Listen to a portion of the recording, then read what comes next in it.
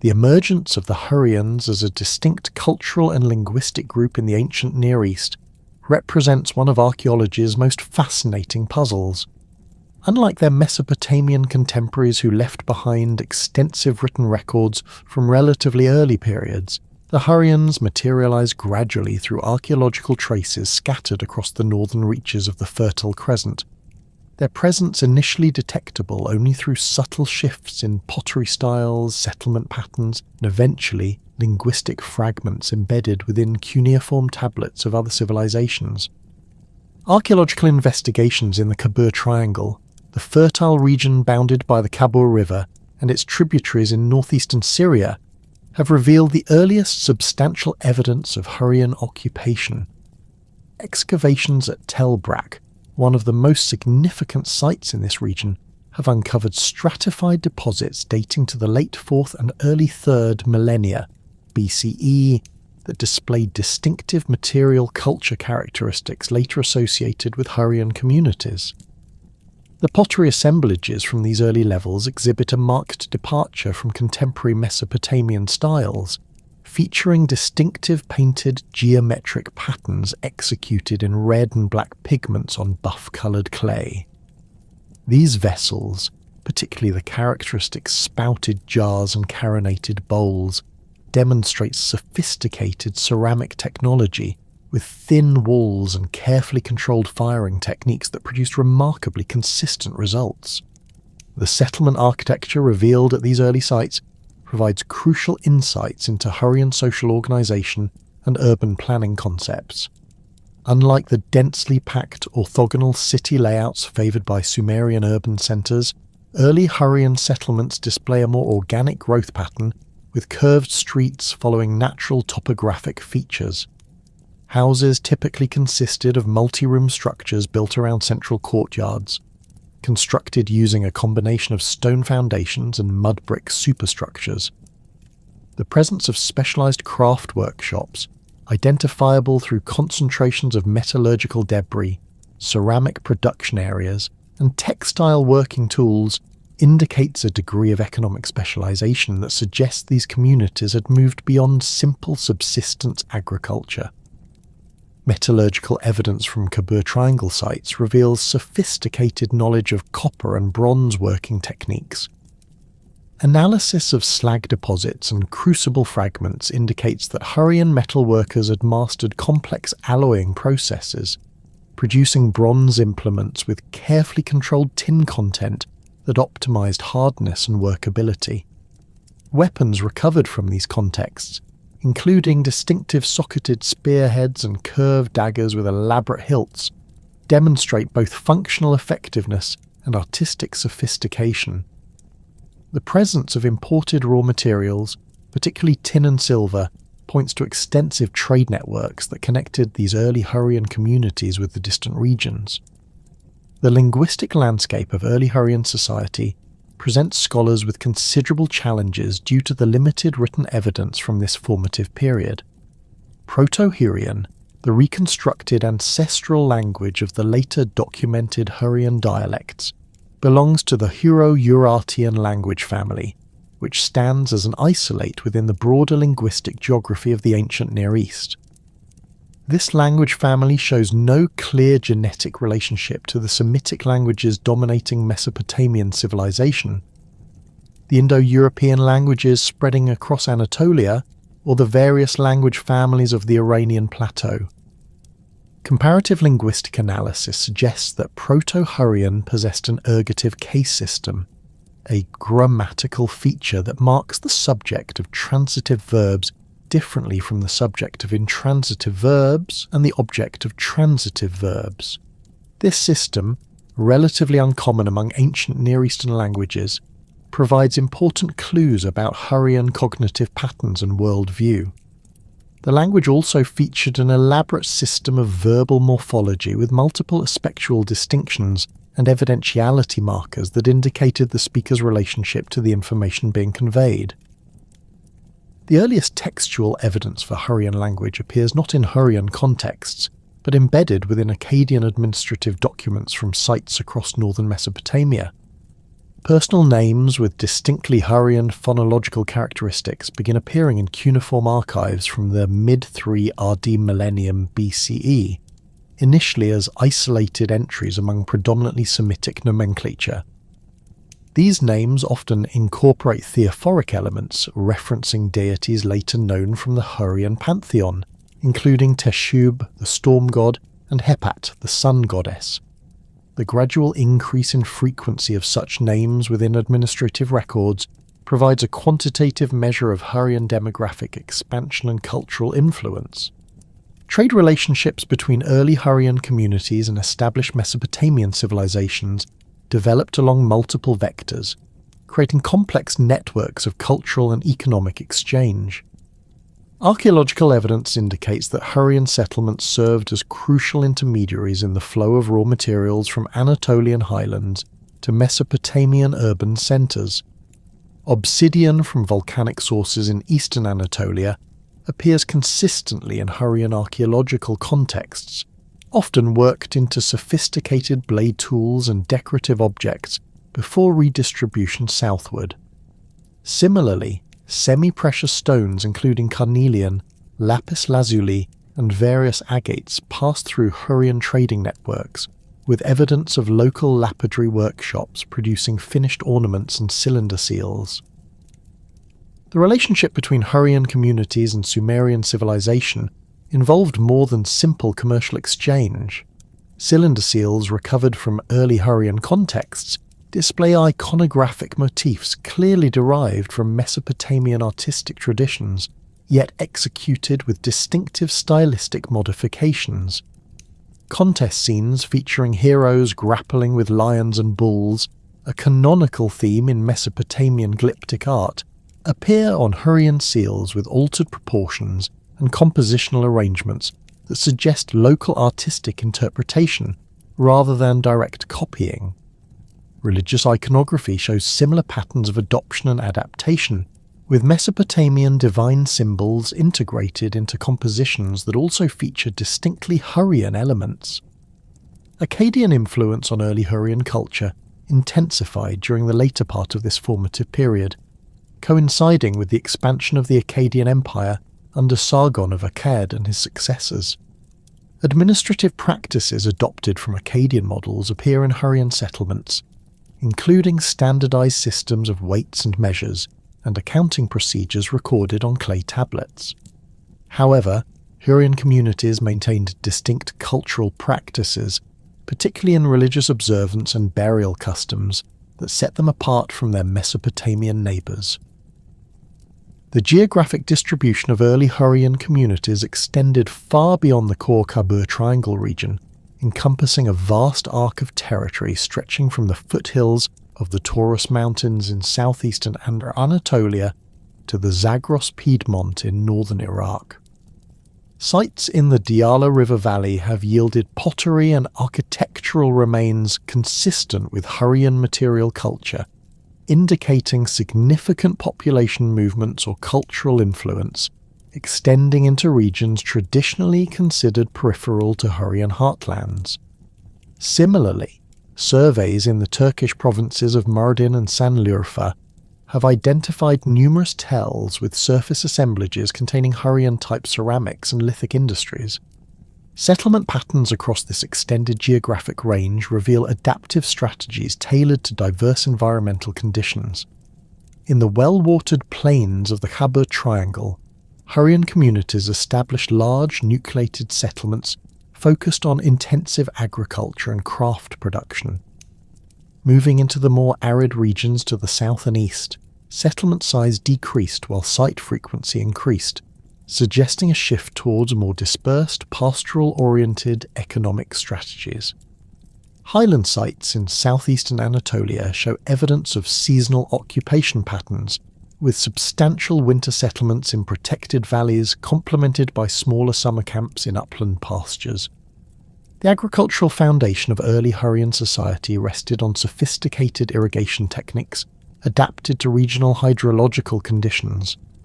In areas with reliable rainfall, simple gravity-fed systems diverted water from seasonal streams to agricultural plots.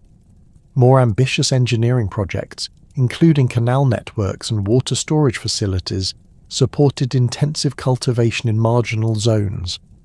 Botanical remains from archaeological contexts indicate that Hurrian farmers cultivated the standard Near Eastern crop complex of wheat, barley, and legumes, supplemented by orchards producing dates, figs, and pomegranates in suitable microclimates.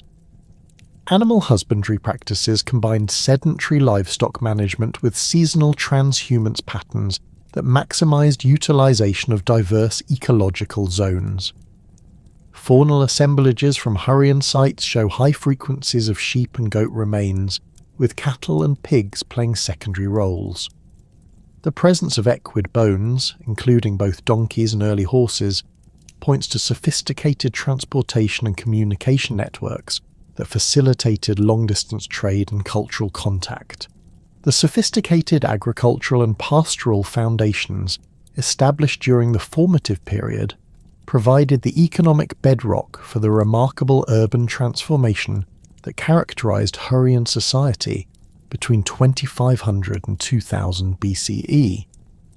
This transformation manifested most dramatically in the emergence of major city-states that would dominate northern Mesopotamian politics for centuries to come, each developing distinctive administrative structures, monumental architecture, and regional spheres of influence that extended far beyond their immediate hinterlands.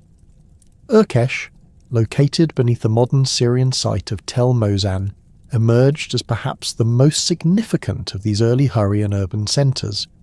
Excavations conducted by Giorgio Buccellati and Marilyn Kelly Buccellati have revealed a complex urban landscape featuring massive defensive walls constructed from carefully dressed limestone blocks, some weighing several tons and fitted together with remarkable precision.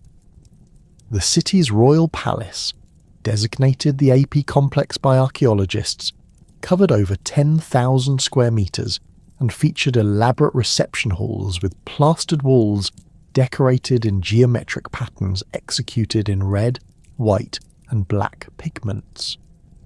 Storage facilities within the palace complex contained hundreds of large ceramic vessels, many bearing cuneiform inscriptions in Hurrian language, that document administrative transactions involving grain, oil, and textile products distributed throughout the kingdom.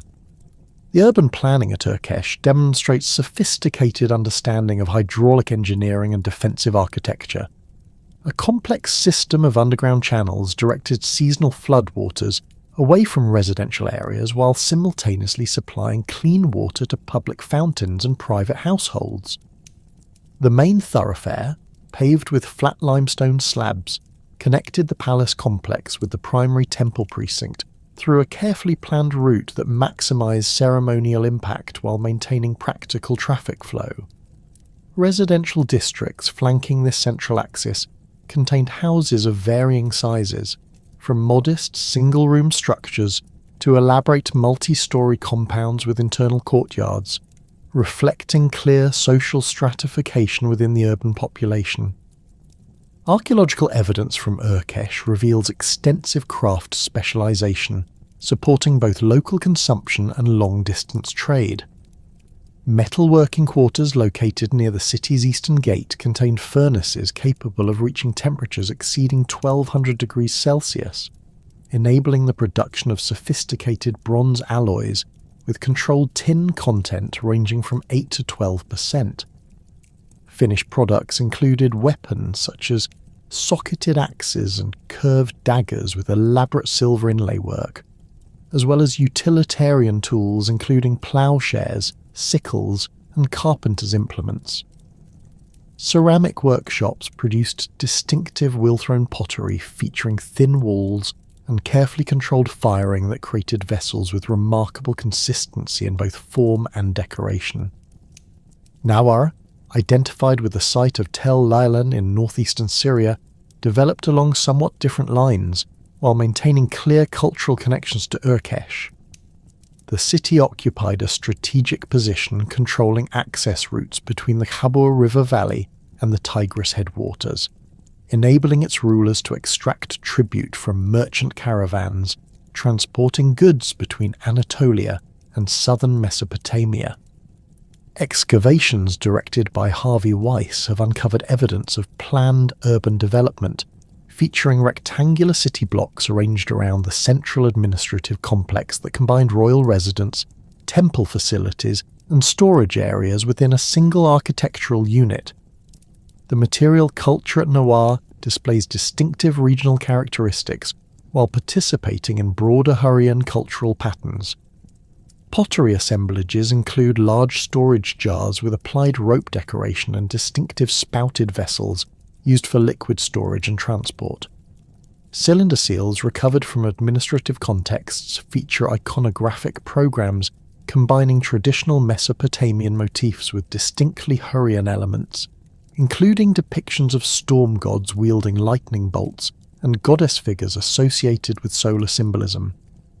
Cuneiform tablets from the site's archives document complex administrative procedures involving land tenure, taxation, and diplomatic correspondence with neighbouring city-states.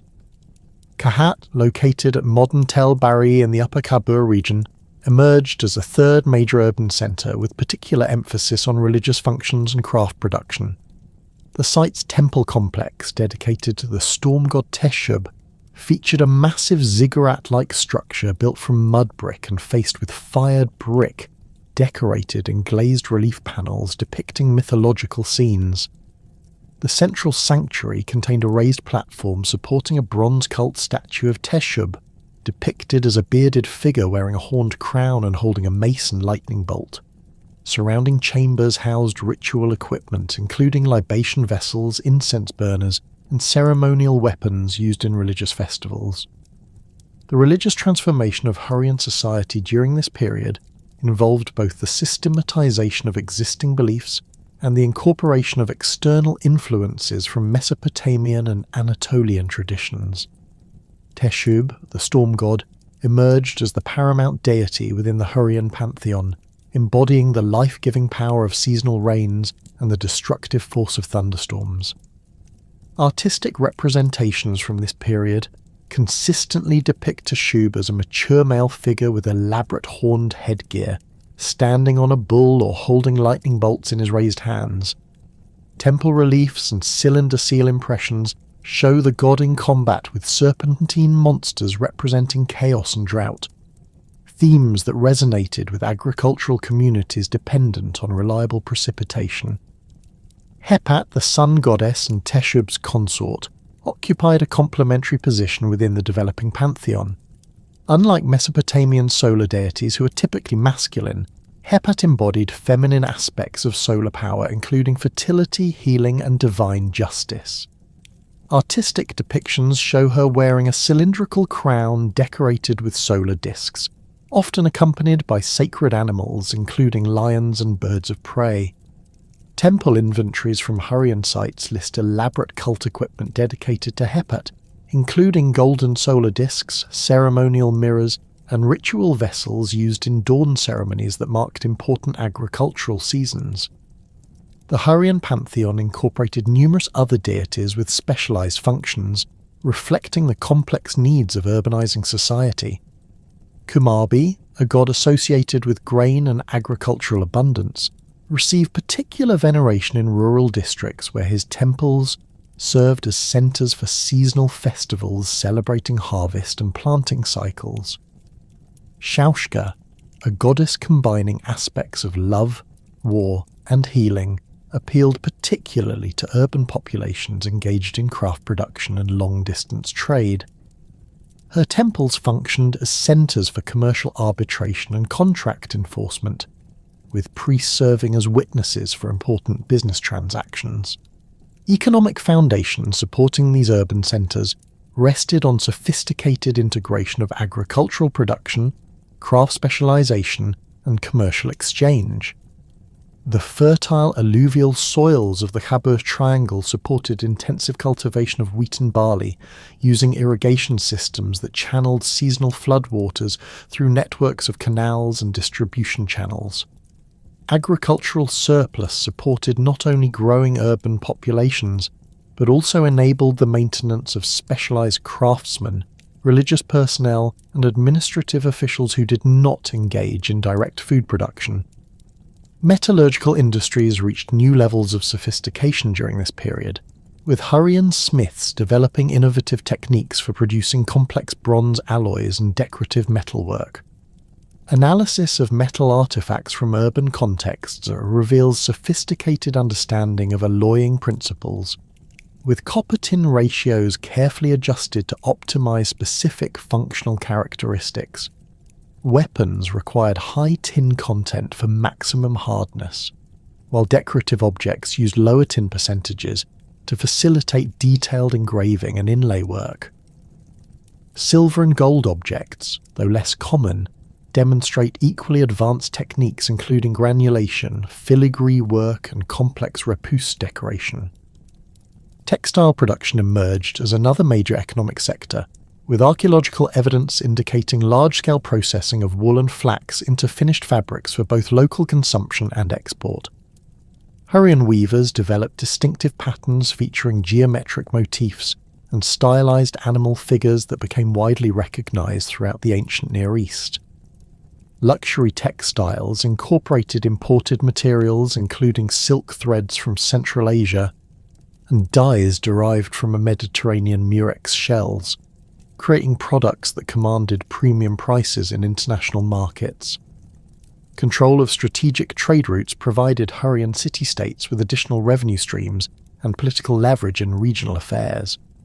The main commercial highway connecting Anatolia with southern Mesopotamia passed directly through Hurrian territory, enabling local rulers to extract customs duties from merchant caravans, while also profiting from the provision of security services, lodging and supply replenishment.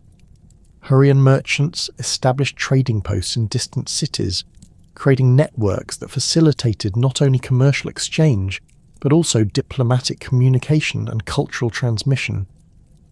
Social stratification within Hurrian urban centres became increasingly pronounced during this period, with clear distinctions emerging between aristocratic elites, specialised craftsmen, ordinary citizens, and dependent labourers.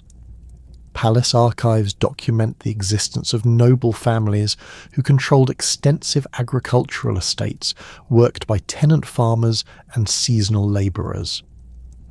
These aristocratic households maintained elaborate residences within urban centres, while also possessing rural properties that provided agricultural income and raw materials for craft production.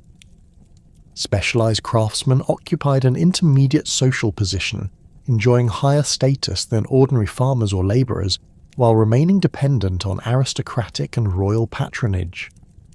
Master craftsmen often headed workshops employing multiple assistants and apprentices, creating hierarchical production systems that enabled the manufacture of complex products requiring diverse technical skills. Guild-like organisations may have regulated craft production, though direct evidence for formal guild structures remains limited in the archaeological record. The emergence of professional military classes reflected the increasingly competitive political environment as Hurrian city-states expanded their territorial control and came into conflict with neighbouring powers. Weapons technology advanced significantly during this period, with Hurrian smiths producing sophisticated bronze weapons, including composite bows, scale armour, and horse-drawn chariots that provided tactical advantages in both siege warfare and open battle.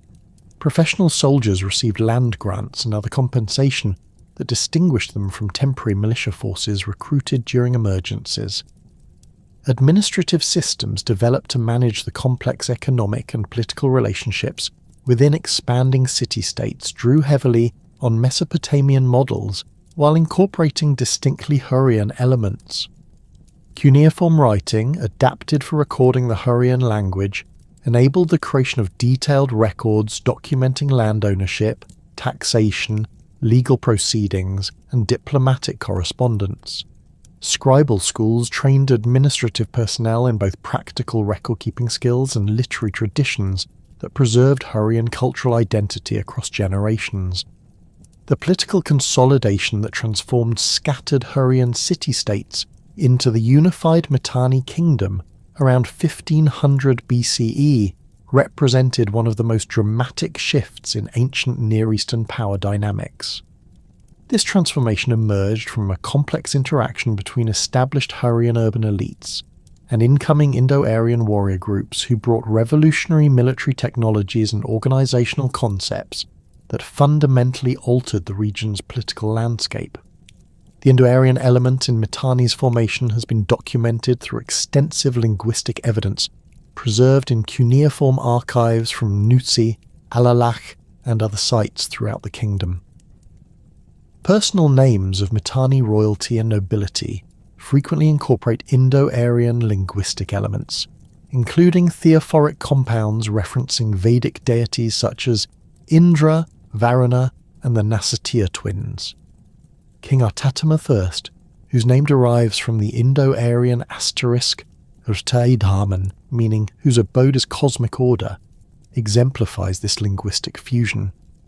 Similarly, the royal name Tushrata combines the Indo-Aryan asterisk Vesharatha, meaning whose chariot is vehement, directly referencing the military technology that enabled Mitanni's rapid expansion. Technical terminology related to horse training and chariot warfare preserved in Mitanni texts provides compelling evidence for Indo-Aryan military influence. The Kukuli text, a horse training manual discovered at Hattusa, employs numerous Indo-Aryan numerical terms including Aika Vartana, Tera Vartana, and Sata Vartana to describe training regimens for chariot horses. These terms correspond precisely to Sanskrit Eka Vartana, Trivartana, and Sapta Vartana, indicating that Indo-Aryan speakers transmitted sophisticated equestrian knowledge to Hurrian populations. The Marianu warrior class emerged as the institutional mechanism through which Indo-Aryan military elites integrated with existing Hurrian social structures. Archaeological evidence from sites including Tel Brak and Tel al-Rima reveals substantial changes in burial practices during the early Mitanni period, with elite graves containing horse bits, chariot fittings, and composite bow elements that reflect new military technologies. These burials often feature multiple individuals interred together, including primary occupants with elaborate grave goods and secondary burials that may represent retainers or horses sacrificed to accompany deceased warriors. Chariot technology revolutionized warfare throughout the ancient Near East, but Mitanni innovations in vehicle design and tactical deployment gave the kingdom decisive advantages over contemporary powers. Mitanni chariots featured lightweight construction using bentwood techniques that reduced vehicle weight while maintaining structural integrity. Wheels constructed from multiple wood segments held together with bronze reinforcements provided optimal balance between durability and speed. Archaeological remains from chariot workshops at Nuzi show evidence of mass production techniques, with standardized components manufactured separately and assembled according to consistent specifications. The training of chariot crews required extensive resources and specialized knowledge that became closely guarded state secrets. Each chariot required a driver and archer working in perfect coordination, with the driver controlling a team of 2 horses while the archer maintained accuracy despite the vehicle's movement. Training facilities at major Mitanni centers included circular tracks for developing horse conditioning and rectangular courses for practicing formation maneuvers. Textual evidence indicates that chariot training began in childhood, with noble families dedicating substantial resources to ensuring their sons mastered these essential military skills. Professional warrior classes extended beyond chariot crews to include specialized infantry units equipped with composite bows, bronze armor, and iron weapons that began appearing in Mitanni arsenals during the 15th century BCE. Scale armor constructed from bronze plates sewn onto leather backing provided protection, while maintaining mobility essential for rapid tactical movements. Composite bows manufactured from horn, wood, and sinew components delivered arrows with sufficient force to penetrate enemy armor at ranges exceeding 300 meters. Territorial expansion under the early Mitanni kings followed strategic patterns designed to control key trade routes and agricultural regions while establishing defensive positions against potential enemies. Shatana I, whose reign began around 1500 BCE, initiated campaigns that brought much of northern Mesopotamia under Mitanni control. His forces captured Assyrian territories along the Tigris River, establishing Mitanni garrisons at strategic locations including Ashur and Arbela. These conquests provided access to lucrative trade routes connecting Anatolia with southern Mesopotamia, while also securing agricultural lands that supported the kingdom's expanding population. The conquest of Syrian territories under Shatana I involved systematic campaigns that combined military pressure with diplomatic negotiations designed to minimize resistance from local rulers. Many Syrian city-states accepted Mitanni suzerainty in exchange for guarantees of local autonomy and protection from Egyptian expansion. Archaeological evidence from sites including Alalach and Ugarit shows continuity in local administrative practices despite political subordination to Mitanni overlordship, suggesting that the kingdom adopted flexible governance strategies that preserved existing social structures while extracting tribute and military service. Pashatata, Shatana I's successor, extended Mitanni control into Anatolian territories through campaigns that brought the kingdom into direct conflict with Hittite expansion. Mitanni forces crossed the Euphrates River and established control over strategic locations including Carchemish, which commanded the primary crossing point between Syria and Anatolia. The capture of Carchemish provided Mitanni with a forward base for operations against Hittite territories while also generating substantial revenue from customs duties levied on commercial traffic. Military engineering capabilities developed rapidly during this expansion period, with Mitanni forces demonstrating sophisticated siege techniques that enabled the capture of heavily fortified cities. Siege equipment included battering rams constructed from bronze-reinforced timber, mobile towers that provided elevated platforms for archers, and undermining techniques that collapsed defensive walls by digging tunnels beneath their foundations. The successful siege of Washukani, which became the Mitanni capital, required extensive engineering work to divert water sources and construct assault ramps that enabled attacking forces to reach the city's walls. Diplomatic relationships with major powers reflected Mitanni's emergence as a dominant regional force capable of negotiating from positions of strength.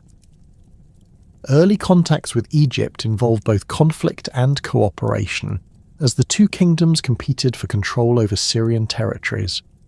Thutmosefert's campaigns into Syria around 1500 BCE encountered fierce resistance from Mitanni forces, resulting in indecisive battles that established rough spheres of influence rather than clear territorial boundaries. The relationship with Assyria evolved from initial conquest to complex arrangements that recognized Mitanni's suzerainty while preserving Assyrian administrative structures. Mitanni kings appointed governors to oversee Assyrian territories, but these officials often came from established Assyrian noble families who maintained local legitimacy while serving Mitanni interests. Tribute payments from Assyrian territories included agricultural products, manufactured goods, and military personnel who served in Mitanni armies during major campaigns. Hittite-Mitanni relations during this period involved constant border conflicts punctuated by temporary truces that allowed both kingdoms to consolidate their gains. The Hittite king Hattusili's campaigns against Mitanni territories around 1480 BCE resulted in the temporary capture of several Syrian cities, but Mitanni counterattacks quickly restored the previous territorial arrangements. These conflicts established patterns of warfare that would continue for centuries, with neither kingdom achieving decisive victory despite repeated military campaigns. Administrative innovations developed to govern the expanded Mitanni territories combined Hurrian traditions with new organizational concepts adapted from conquered populations. Provincial governors appointed by the king maintained control over distant territories through networks of local officials who collected tribute, administered justice, and mobilized military forces when required. Communication systems using relay stations enabled rapid transmission of messages across the kingdom's extensive territories, allowing central authorities to respond quickly to local crises or military threats. Economic integration of conquered territories involved standardization of weights, measures, and currency systems that facilitated commercial exchange throughout the kingdom. Mitanni merchants established trading posts in major cities, creating networks that moved goods efficiently between diverse economic zones. Agricultural tribute from fertile regions supported urban populations and military forces, while specialized craft production in different areas created complementary economic relationships that strengthened overall kingdom unity. Religious policies adopted by Mitanni rulers demonstrated sophisticated understanding of the political dimensions of spiritual authority. While maintaining Hurrian religious traditions in core territories, the kingdom accommodated local deities and cult practices in conquered regions. This religious tolerance reduced resistance to Mitanni rule, while also enabling the integration of diverse populations into the kingdom's administrative structures. Royal patronage of major temples throughout the kingdom created networks of religious officials who supported central authority while maintaining local cultural traditions. Urban development projects initiated during the expansion period transformed major cities into impressive centres that demonstrated Mitanni power and prosperity. Washukani, the kingdom's capital, underwent massive construction projects that created monumental architecture rivaling contemporary centres in Egypt and Mesopotamia. The royal palace complex covered over 20 hectares and featured elaborate reception halls decorated with painted reliefs depicting royal victories and divine protection. Storage facilities within the complex could accommodate tribute payments from throughout the kingdom, while administrative offices housed the scribal personnel required to manage the kingdom's complex bureaucratic operations. The transformation of Mitanni from an aggressive expansionist power into a sophisticated diplomatic player reached its culmination under King Artatama I, whose reign marked the beginning of a century-long period of unprecedented prosperity and international prestige. Archaeological evidence from Washukani indicates that Artatama I initiated massive construction projects that transformed the capital into one of the ancient world's most impressive urban centres, with palace complexes featuring elaborate throne rooms decorated with glazed brick reliefs, depicting scenes of royal hunts and divine investiture ceremonies. The king's diplomatic revolution began with his recognition that continued military confrontation with Egypt would drain resources needed for internal development and leave both kingdoms vulnerable to Hittite expansion. The initial overtures toward Egypt emerged from practical military considerations, following a series of inconclusive border conflicts in northern Syria during the late 1460s BCE.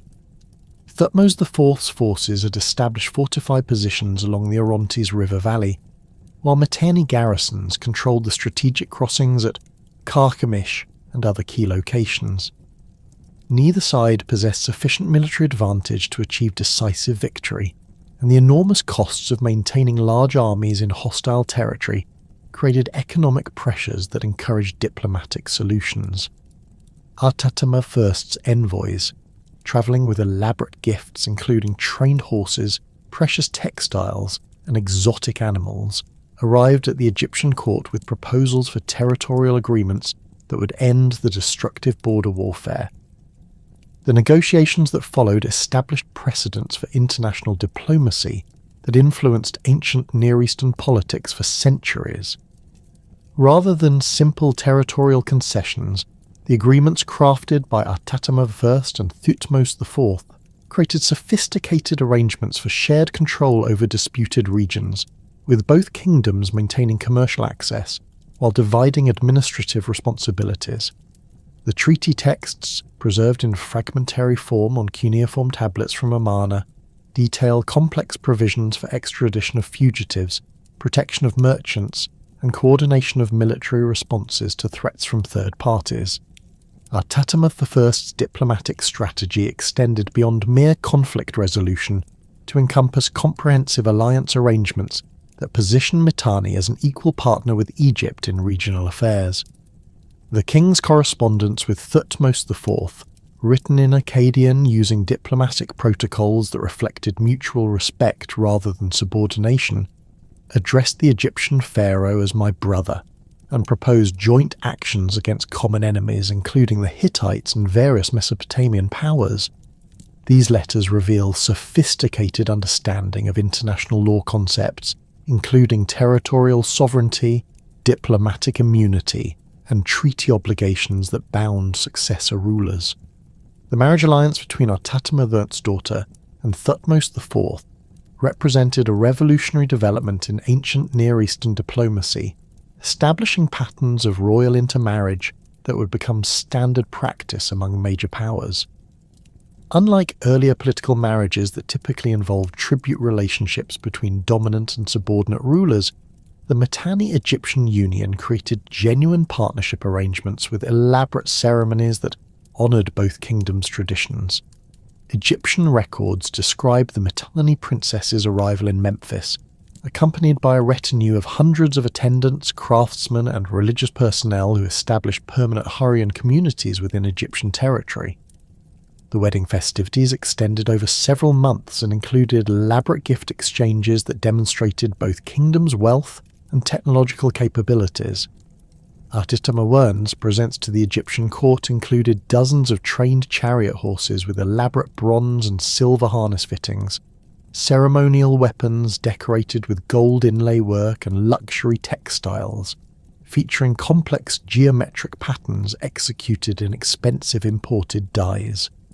Egyptian reciprocal gifts included precious metals, exotic woods, and manufactured goods that showcase the kingdom's advanced craft production capabilities.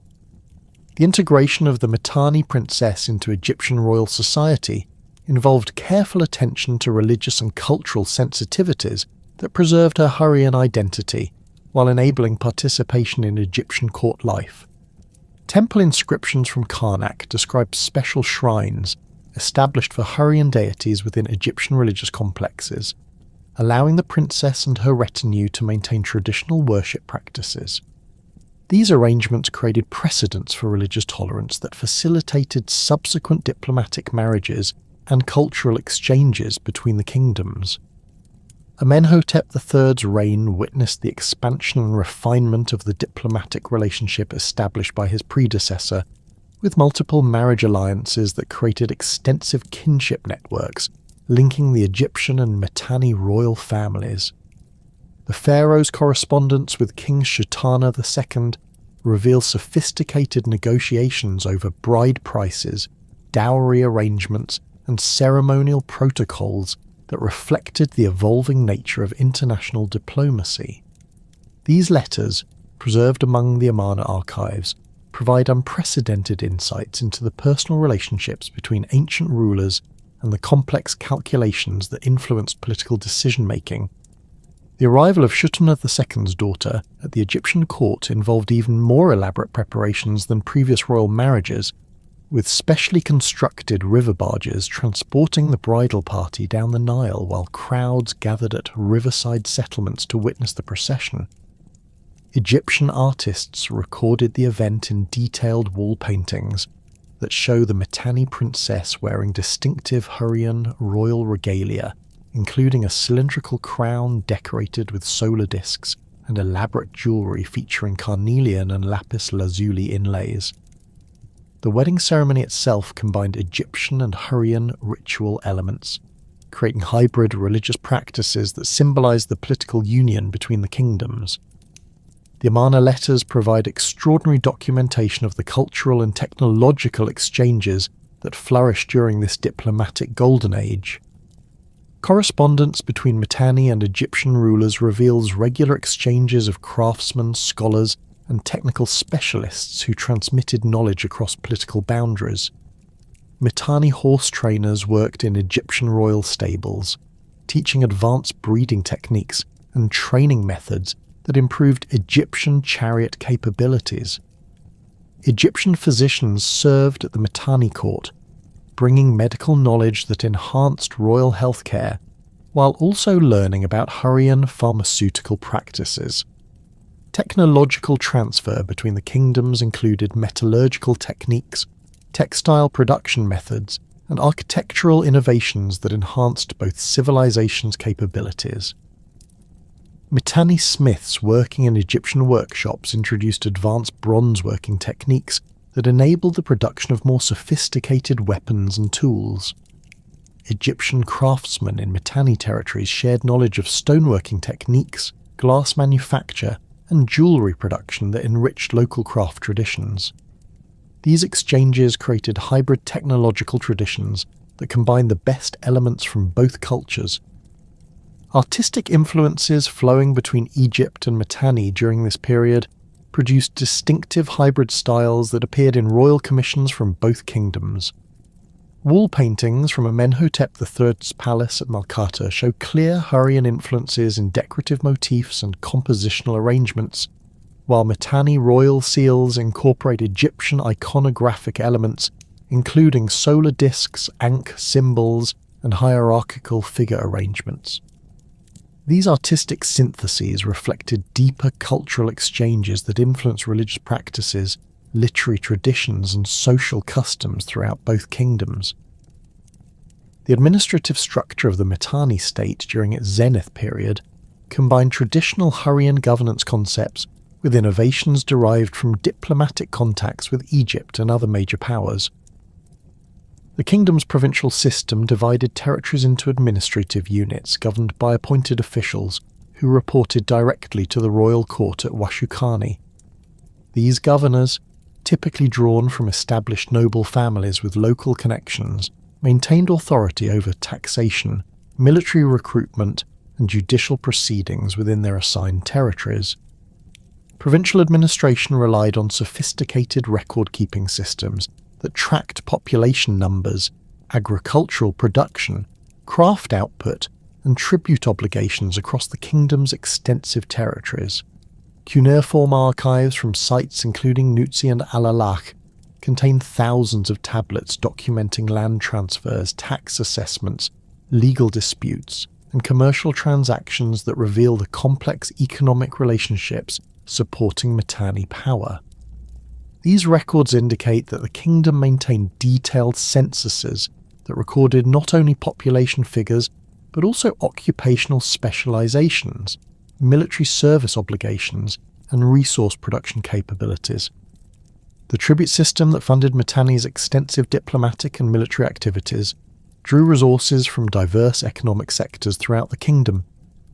Agricultural tribute included grain, oil, wine and livestock products that supported the royal court and military forces.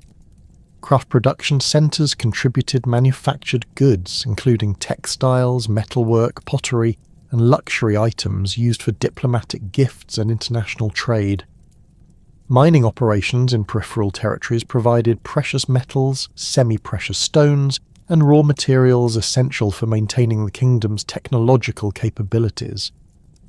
Military service obligations varied according to regional traditions and economic capabilities, with different provinces contributing specialized units that reflected local expertise.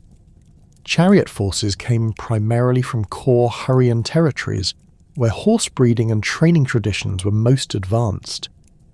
Infantry units recruited from mountainous regions brought expertise in siege warfare and defensive operations.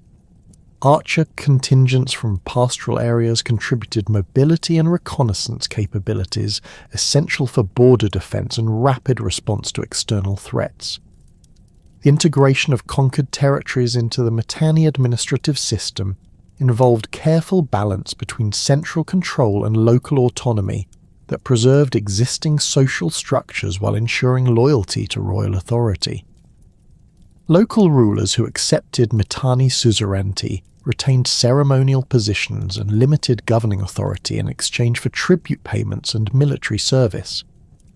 These arrangements created buffer zones that protected core Mitanni territories while extending the kingdom's influence into strategic regions.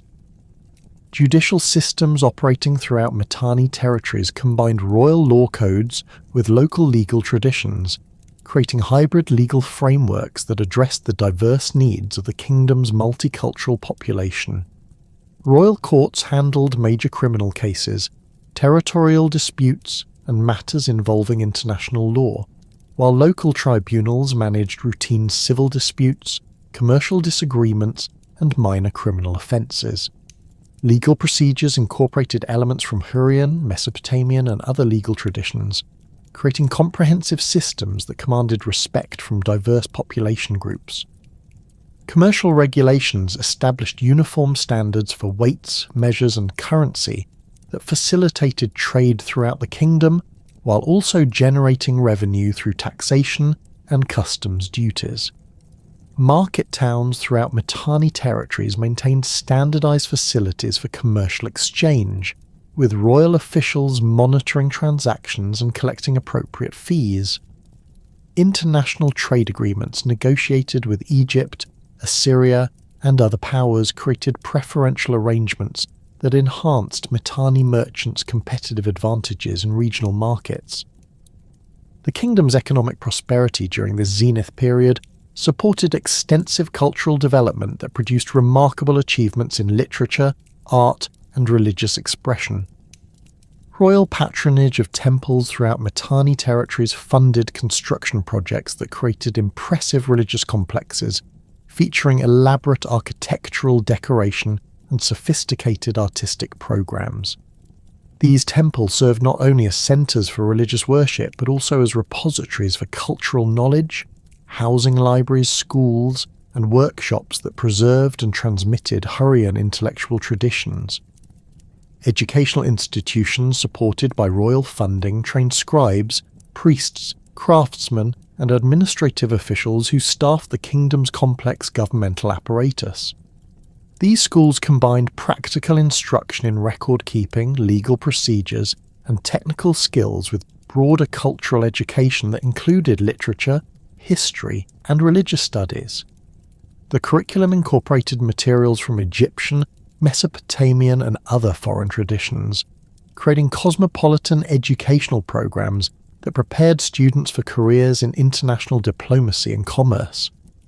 The magnificent diplomatic achievements and cultural flowering that characterized Mitanni's zenith period began to unravel dramatically following the death of Sultana II around 1350 BCE. The succession crisis that erupted immediately after his death exposed fundamental weaknesses in the kingdom's political structure and provided opportunities for ambitious neighbours to exploit Mitanni's internal divisions. Archaeological evidence from Washukani shows signs of hasty fortification work and incomplete construction projects during this period, suggesting that resources were rapidly diverted from peaceful development to military preparations as competing claimants mobilized their supporters. The disputed succession centered on two primary claimants, Artatama II, who claimed legitimacy through direct patrilineal descent, and Tushratta, Sultana II's younger son, who had secured support from powerful court factions and provincial governors.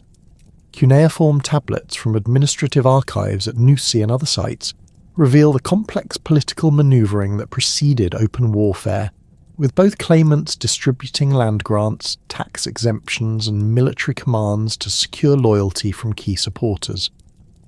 The fragmentary nature of these records reflects the chaotic conditions that disrupted normal administrative functions as the kingdom split into opposing camps. Artatama II's initial advantages included recognition from several provincial governors in eastern territories and support from traditional Hurrian noble families who viewed him as the legitimate heir according to established succession customs. His forces controlled strategic locations along the Tigris River Valley, providing access to tribute revenues from Assyrian territories and enabling recruitment of military specialists from regions with strong warrior traditions. Archaeological evidence from Tel al-Rima and other sites in this region shows increased weapons production during the early 1350s, with bronze working facilities expanding their output of spearheads, arrowheads, and armour components. Tushratta's power base centered on the western provinces and included crucial support from chariot-owning aristocrats who formed the kingdom's military elite. His alliance with the Marianu warrior class provided access to the kingdom's most effective military units, while his control of Washukani gave him symbolic legitimacy and access to the royal treasury. Diplomatic correspondence preserved in the Amarna archives reveals Tushratta's efforts to secure Egyptian support for his claim, with letters to Amenhotep III emphasizing their established kinship ties through royal marriages and requesting military assistance against his rival. The civil war that erupted around 1348 BCE devastated Mitanni's military capabilities and economic infrastructure, as both sides competed for control of strategic territories and revenue sources. Battle sites identified through archaeological survey work show evidence of intensive fighting around key cities including Carchemish, where control of Euphrates river crossings provided crucial strategic advantages. Destruction layers at urban sites throughout the kingdom contained burned buildings, scattered weapons, and hastily buried hoards of valuables that reflect the widespread violence and economic disruption caused by the prolonged conflict. Military tactics employed during the Civil War adapted traditional Mitanni warfare methods to the specific challenges of fighting fellow Hurrians who possessed identical weapons, training, and tactical knowledge. Siege operations became particularly important as both sides sought to capture fortified cities held by their opponents. Archaeological evidence from Tel Brak shows sophisticated siege works, including earthen ramps, defensive ditches, and counter-siege fortifications that demonstrate the technical expertise applied to these operations. The extended duration of many sieges caused severe hardship for civilian populations trapped within besieged cities. The involvement of foreign powers transformed the civil war from an internal Mitanni dispute into a broader regional conflict that reshaped the entire political landscape of the ancient Near East. Suppiluliuma-Furn, the ambitious Hittite king who had been monitoring Mitanni's internal problems, recognized the opportunity to expand Hittite influence into territories that had been closed to Hittite penetration during Mitanni's period of strength. His initial interventions took the form of diplomatic support and limited military assistance to Artatama II, whom he calculated would be more amenable to Hittite influence than the Egyptian-backed Tushratta. Hittite military involvement escalated gradually as Suppiluliuma-I tested Mitanni's ability to respond to external aggression while managing internal conflict. Hittite forces crossed the Euphrates River and captured several Syrian cities that had been under Mitanni control, including Carchemish, which commanded the crucial river crossing between Anatolia and Syria. The loss of Carchemish deprived both Mitanni claimants of significant tribute revenues, while also demonstrating to other subject territories that Mitanni power could no longer guarantee protection from external threats. The sophisticated intelligence network that Suppiluliuma first had developed throughout Syrian territories enabled Hittite forces to exploit local grievances against Mitanni rule and recruit allies from among disaffected populations. Cuneiform tablets from Hittite archives describe negotiations with Syrian city-states whose rulers had grown resentful of Mitanni tribute demands and military service obligations.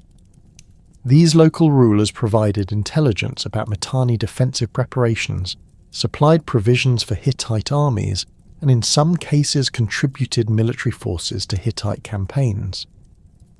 Hittite siege techniques proved particularly effective against Mitanni fortifications that had been designed primarily to resist attacks from similarly equipped Near Eastern armies.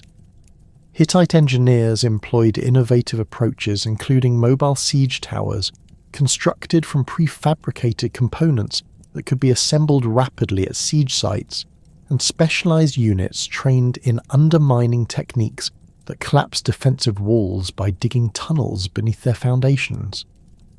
The capture of Aleppo after a brief siege demonstrated Hittite military superiority and encouraged other Syrian cities to negotiate surrender terms rather than face similar assaults. The installation of puppet rulers in conquered Mitanni territories represented a calculated strategy to maintain control while minimizing the administrative burden of direct occupation. Suppiluliuma first typically retained local ruling families in ceremonial positions while appointing Hittite advisors who exercised real authority over military and economic affairs. This arrangement preserved local legitimacy while ensuring loyalty to Hittite interests, and it proved particularly effective in regions where populations had grown weary of the disruptions caused by the Mitanni civil war. Assyrian expansion under Adad-nirari first exploited Mitanni's eastern vulnerabilities with equal effectiveness, but employed different strategic approaches that reflected Assyrian military traditions and political objectives. Unlike the Hittites, who sought to establish indirect control through client rulers, Assyrian policy aimed at direct annexation of conquered territories and their integration into the expanding Assyrian administrative system. Archaeological evidence from sites along the Tigris River shows systematic Assyrian fortification work that created permanent military installations designed to prevent any future Mitanni resurgence in these regions. The Assyrian military machine that Adad-nirari first deployed against weakened Mitanni territories combined traditional Mesopotamian siege techniques with innovations derived from contact with various neighbouring peoples. Assyrian armies included specialised engineer units capable of constructing complex siege works, mobile battering rams reinforced with bronze fittings, and archer formations equipped with composite bows that delivered devastating firepower against defensive positions.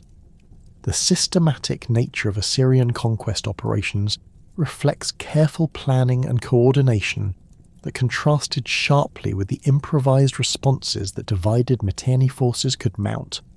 Shalmaneser I's continuation of Assyrian expansion completed the conquest of eastern Mitanni provinces and established Assyrian control over territories that had been core components of the Mitanni kingdom. His forces captured Taidu, an important administrative centre in the Upper Kaba region, after a siege that archaeological evidence suggests lasted several months. The systematic destruction of Mitanni administrative facilities and their replacement with Assyrian governmental structures eliminated any possibility of restoring Mitanni authority in these territories. The economic consequences of territorial losses extended far beyond simple reduction in tribute revenues to encompass the disruption of trade networks, craft production systems, and agricultural arrangements that had supported Mitanni prosperity.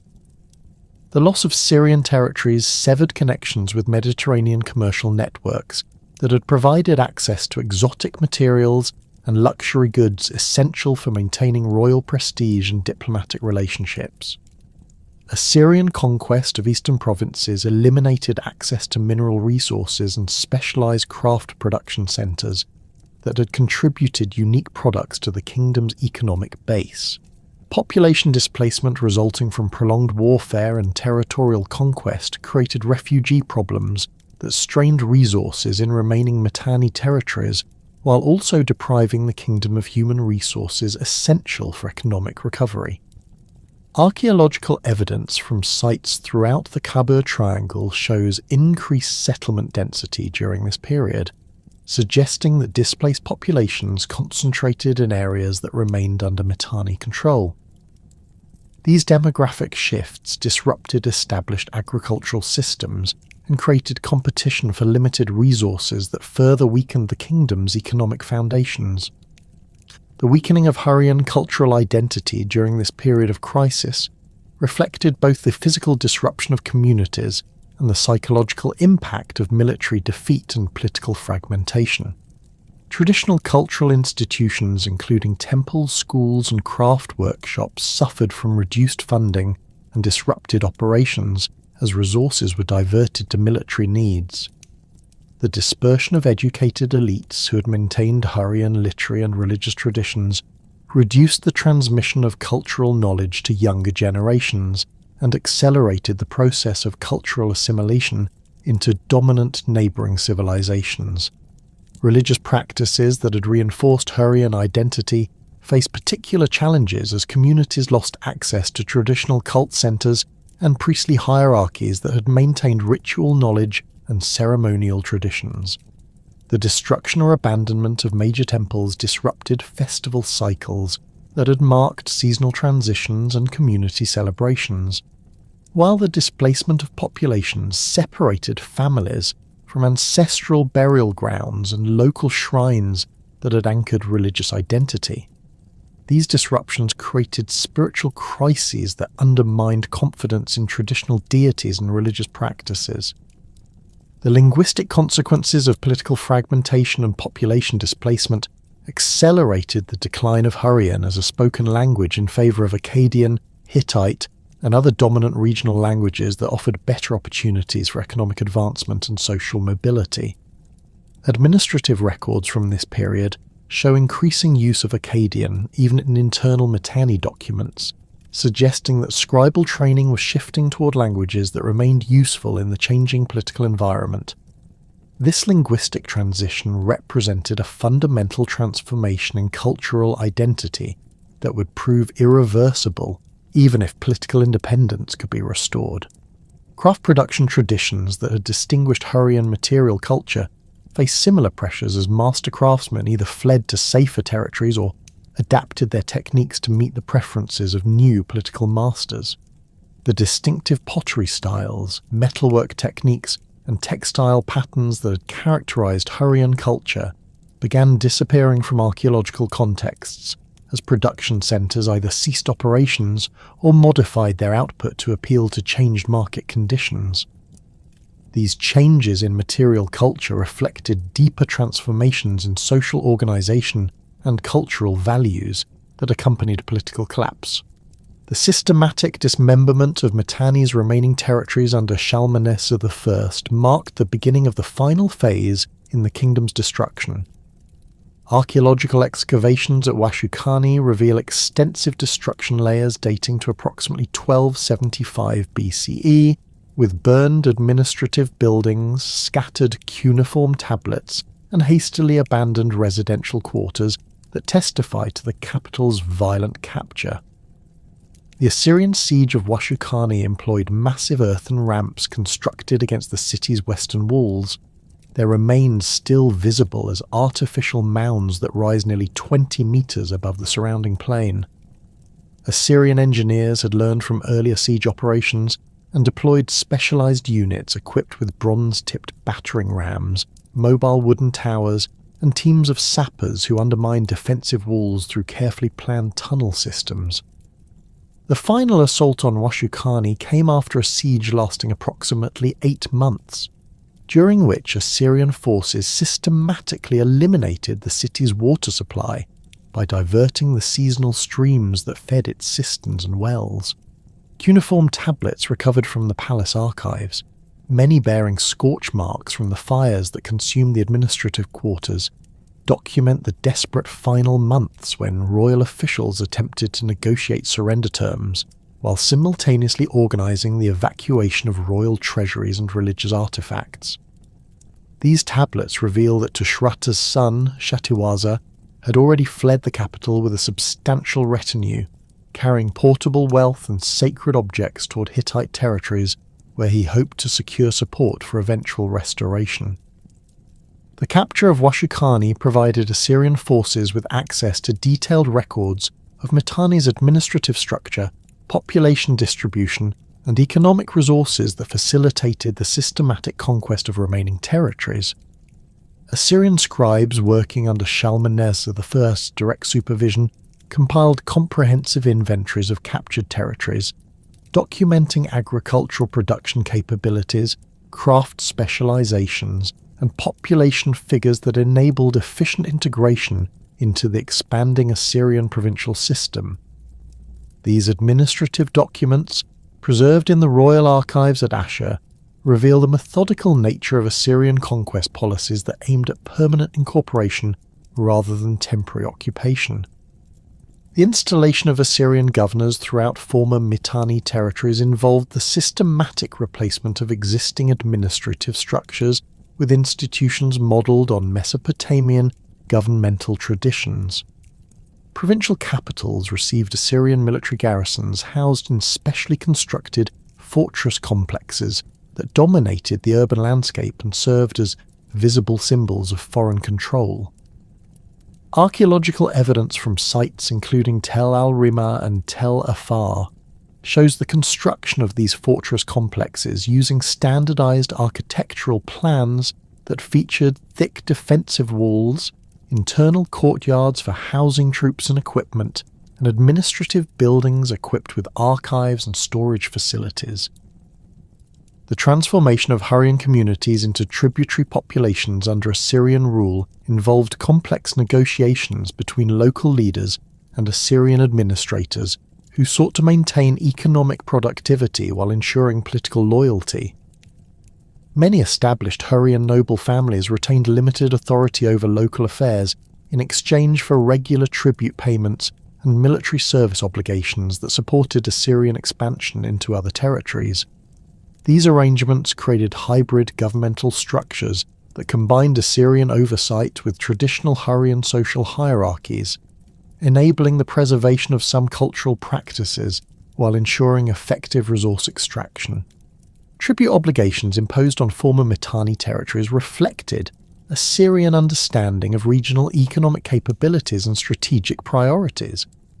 Agricultural districts in the fertile Kabo Triangle faced heavy grain levies that supplied Assyrian armies and urban populations, while regions with specialized craft production contributed manufactured goods including textiles, metalwork and luxury items used for diplomatic gifts and royal consumption. Pastoral areas provided livestock, leather goods, and military personnel trained in cavalry operations that enhanced Assyrian tactical capabilities. The systematic deportation of skilled craftsmen and educated elites from conquered Hurrian territories represented a calculated policy designed to prevent organized resistance while simultaneously enhancing Assyrian technological capabilities. Cuneiform records from Assyrian administrative centers document the forced relocation of metalworkers, scribes, horse trainers, and other specialists who possessed knowledge valuable to the expanding empire. These deportees typically received privileged treatment in their new locations, with land grants and protected status that encouraged cooperation while separating them from their original communities and cultural contexts. Hurrian populations remaining in their traditional territories faced increasing pressure to adopt Assyrian cultural practices and abandon distinctive elements of their heritage that might serve as focal points for resistance movements. Assyrian administrators promoted the use of Akkadian in commercial transactions and legal proceedings, gradually displacing Hurrian as the language of public discourse. Religious policies encouraged the worship of Assyrian deities while restricting traditional Hurrian festivals and ceremonies that might provide opportunities for clandestine political organization. The survival of Hurrian communities in peripheral regions beyond direct Assyrian control created scattered enclaves that preserved elements of traditional culture while adapting to changed political circumstances. Archaeological surveys in the Zagros Mountains have identified numerous small settlements with material culture assemblages showing clear continuity with earlier Hurrian traditions, including distinctive pottery styles, architectural techniques, and burial practices that maintained cultural identity despite political fragmentation. These highland communities typically occupied defensible locations that provided protection from large-scale military operations while enabling limited agricultural production and pastoral activities. The Transcaucasian regions witnessed significant Hurrian population movements during this period of political collapse, with refugee groups establishing new communities in areas that had previously maintained only limited contact with Hurrian civilization. Excavations at sites in modern Armenia and Georgia have revealed settlement layers dating to the 13th and 12th centuries BCE that contain Hurrian-style artifacts alongside local material culture, suggesting the integration of immigrant populations with indigenous groups. These cultural syntheses produced hybrid traditions that preserved certain Hurrian elements while adapting to local environmental conditions and social structures. The transformation of these peripheral Hurrian communities into tributary states involved complex negotiations with various regional powers who competed for control over strategic territories and trade routes. Many highland settlements accepted tributary relationships with Assyrian, Hittite, or Eurasian authorities in exchange for protection from hostile neighbours and access to commercial networks that provided essential manufactured goods. These arrangements typically involved annual tribute payments in the form of agricultural products, raw materials, or military service, while preserving local autonomy and internal affairs. The gradual erosion of Hurrian political independence in these peripheral regions reflected both external pressures from expanding empires and internal changes in social organisation that reduced the effectiveness of traditional governance structures. The loss of connection with major urban centres had disrupted educational systems that trained scribes, priests and administrators essential for maintaining complex governmental operations. Local leaders increasingly relied on oral traditions and simplified administrative procedures that proved inadequate for managing the complex relationships required by tributary status. Economic adaptations in surviving Hurrian communities involve shifts from the specialised production systems that had characterised the Mitanni kingdom towards more diversified subsistence strategies that reduced dependence on long-distance trade networks. Archaeological evidence from highland sites shows increased emphasis on animal husbandry, with sheep and goat herds providing milk products, wool, and meat that supported local populations, while also generating surplus for tribute payments. Agricultural practices adapted to marginal environmental conditions through terracing techniques and water management systems that maximised productivity in areas with limited arable land. The preservation of Hurrian cultural elements within Assyrian administrative and religious contexts occurred through various mechanisms that reflected both practical necessities and deliberate policy decisions. Assyrian administrators recognized the value of local knowledge for effective governance and often retained Hurrian officials in subordinate positions where their familiarity with regional conditions, languages and customs facilitated the implementation of imperial policies. These officials served as cultural intermediaries who translated between Assyrian authorities and local populations while preserving elements of Hurrian administrative traditions within the imperial system. Religious syncretism provided another avenue for the preservation of Hurrian cultural elements within the dominant Assyrian system. Many Hurrian deities found places within the expanded Assyrian pantheon, often through identification with similar Mesopotamian gods or incorporation as regional manifestations of major Assyrian deities. The storm god Teshub, for example, became associated with the Assyrian weather god Adad, while maintaining distinctive iconographic elements and ritual practices that preserved aspects of a Hurrian religious tradition. These syncretic developments enabled the continuation of certain Hurrian religious practices within officially sanctioned contexts. The integration of Hurrian military traditions into Assyrian tactical systems preserved specialized knowledge while serving imperial military objectives. Hurrian expertise in chariot warfare, horse breeding, and cavalry operations proved valuable to Assyrian commanders, who incorporated these techniques into their expanding military capabilities. Former Hurrian warriors serving in Assyrian armies often retained distinctive equipment and tactical roles that reflected their specialized training, creating military units with mixed cultural traditions that combined Assyrian discipline with Hurrian technical expertise. Craft production traditions that had distinguished Hurrian material culture survived in modified forms within Assyrian economic systems that valued skilled workmanship and distinctive products. Hurrian textile workers continued producing fabrics with traditional patterns and techniques, though often adapting designs to meet Assyrian aesthetic preferences and market demands. Metalworkers maintained specialized knowledge of bronze working and decorative techniques, while incorporating Assyrian motifs and functional requirements into their products. These adaptations created hybrid craft traditions that preserved technical knowledge while serving new political and economic masters. The linguistic legacy of Hurrian civilization persisted in various forms despite the political collapse that ended independent Hurrian states. Hurrian personal names continued appearing in cuneiform documents from Assyrian territories, indicating that many families maintained traditional naming practices, even while adopting Akkadian for public and commercial purposes. Technical terminology related to horse training, agricultural practices and craft production retained Hurrian elements that reflected specialized knowledge preserved within professional communities. These linguistic survivals provided evidence of cultural continuity despite political transformation. Educational institutions that had maintained Hurrian intellectual traditions faced severe disruption during the period of political collapse, but elements of traditional knowledge survived through informal transmission networks and adaptation to new institutional contexts.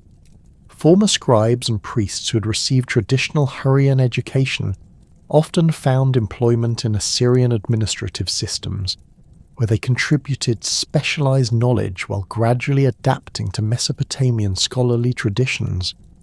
This process created hybrid intellectual traditions that preserved certain elements of Hurrian learning within Assyrian cultural contexts.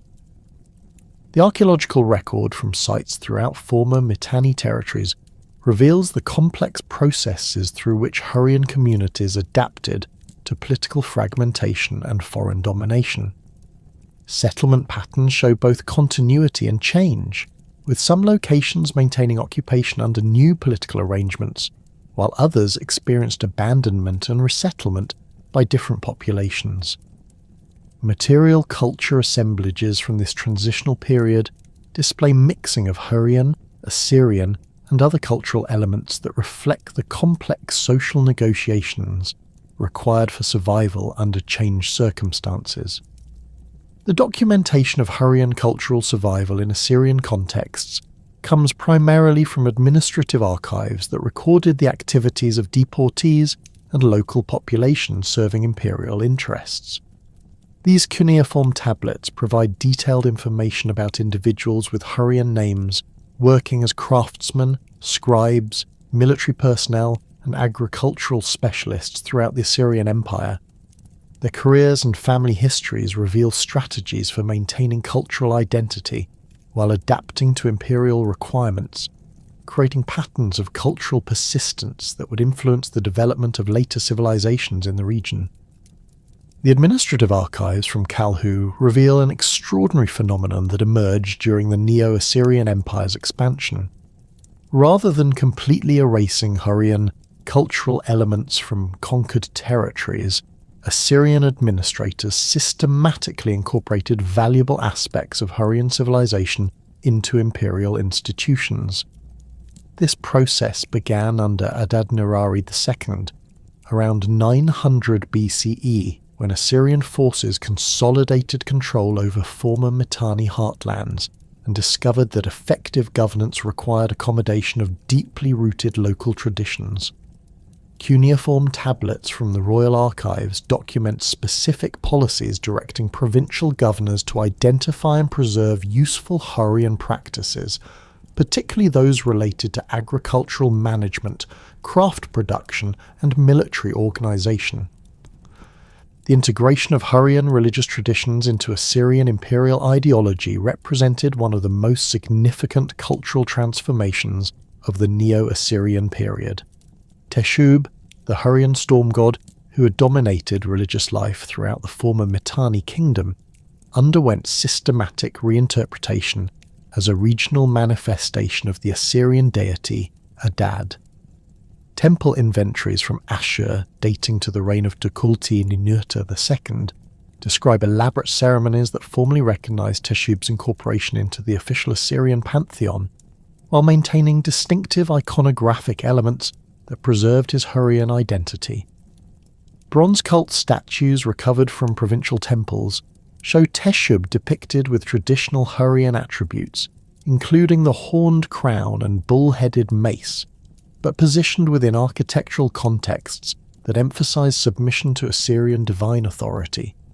Hepat, the Hurrian sun goddess, experienced similar transformation through identification with Ishtar in her solar aspects, creating a syncretic deity that combined Mesopotamian and Hurrian religious concepts.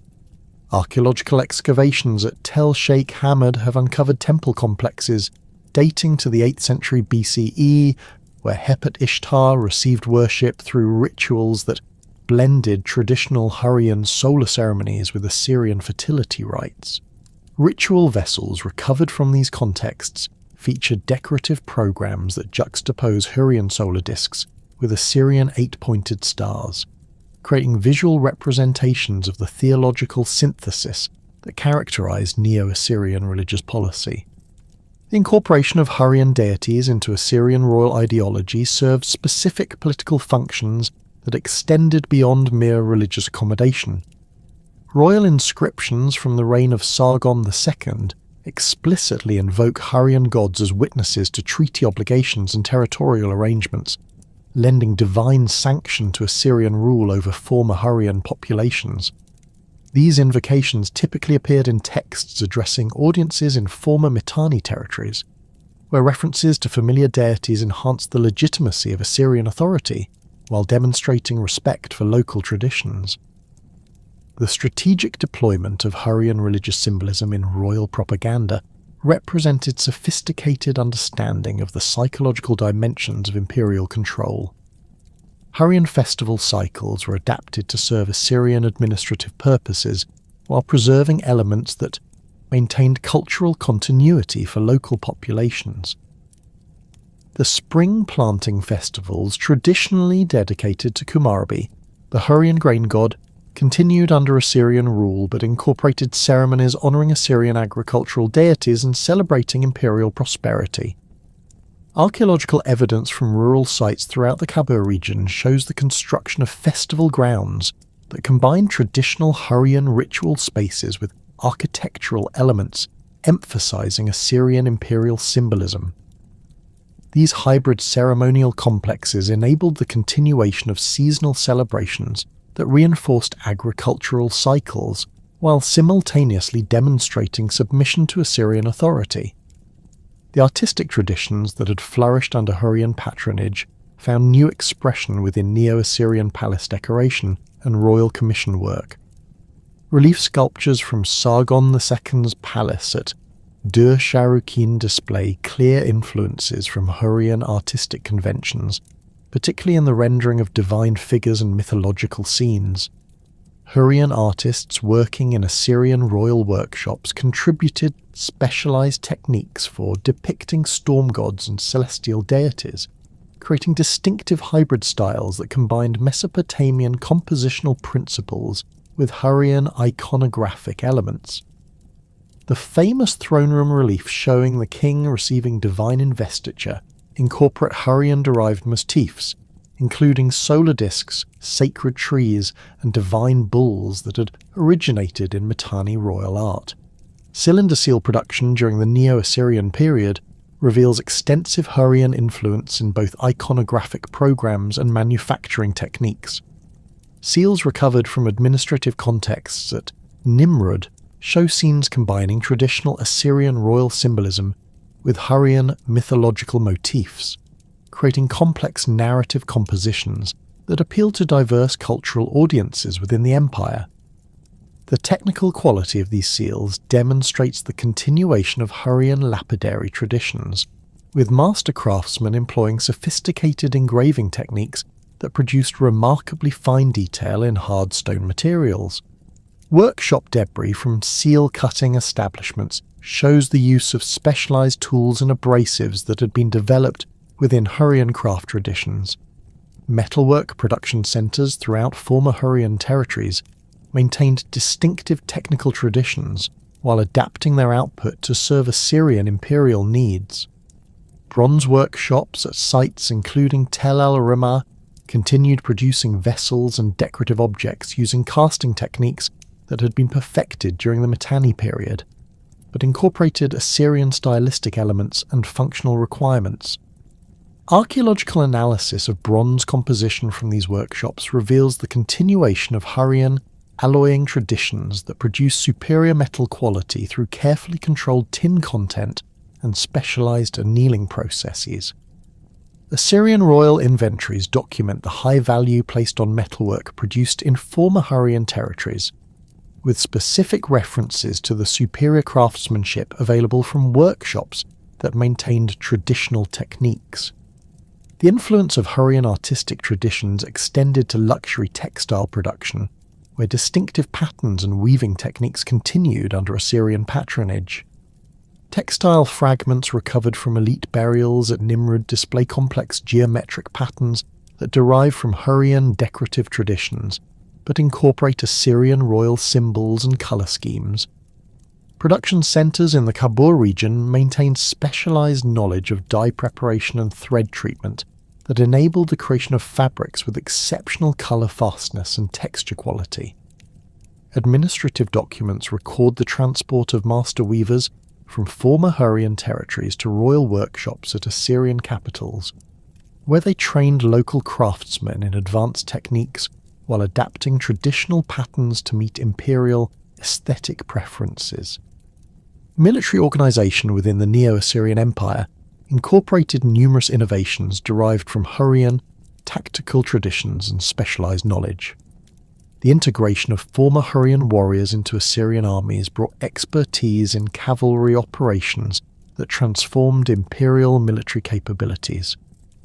Archaeological evidence from military installations throughout the empire shows the construction of specialised facilities for horse training and cavalry equipment maintenance that employed techniques developed within Hurrian military traditions. Cuneiform training manuals preserved in royal archives contain detailed instructions for cavalry tactics that incorporate terminology and concepts clearly derived from Hurrian military practice. The development of Assyrian siege warfare techniques benefited significantly from the incorporation of Hurrian engineering knowledge and specialised equipment. Former Hurrian military engineers working within Assyrian armies contributed innovations in siege ramp construction, undermining techniques, and mobile siege equipment that enhanced imperial military effectiveness. Archaeological remains from Assyrian siege operations show evidence of construction techniques that combine traditional Mesopotamian approaches with methods that had been perfected during Hurrian conflicts with Hittite and Egyptian forces. The systematic documentation of siege procedures in Assyrian military manuals preserves detailed descriptions of techniques that originated within Hurrian military engineering traditions. Cavalry units within Assyrian armies maintained organizational structures and tactical doctrines that reflected Hurrian military traditions while serving imperial strategic objectives. Elite cavalry formations recruited from former Hurrian territories retained distinctive equipment, including specialized horse armor, composite bow designs, and saddle configurations that had been developed for the mounted warfare that characterized late Mitanni military practice. Training procedures for these units preserved traditional Hurrian methods for developing coordination between rider and mount, creating cavalry forces with capabilities that exceeded those of units trained exclusively in Mesopotamian military traditions. The incorporation of Hurrian horse breeding expertise into Assyrian military organization revolutionized imperial cavalry capabilities and established breeding programs that supplied high-quality mounts for military operations throughout the empire. Royal stables at Assyrian capitals employed former Hurrian horse trainers who maintained detailed breeding records and training protocols that had been developed over centuries of Hurrian equestrian practice.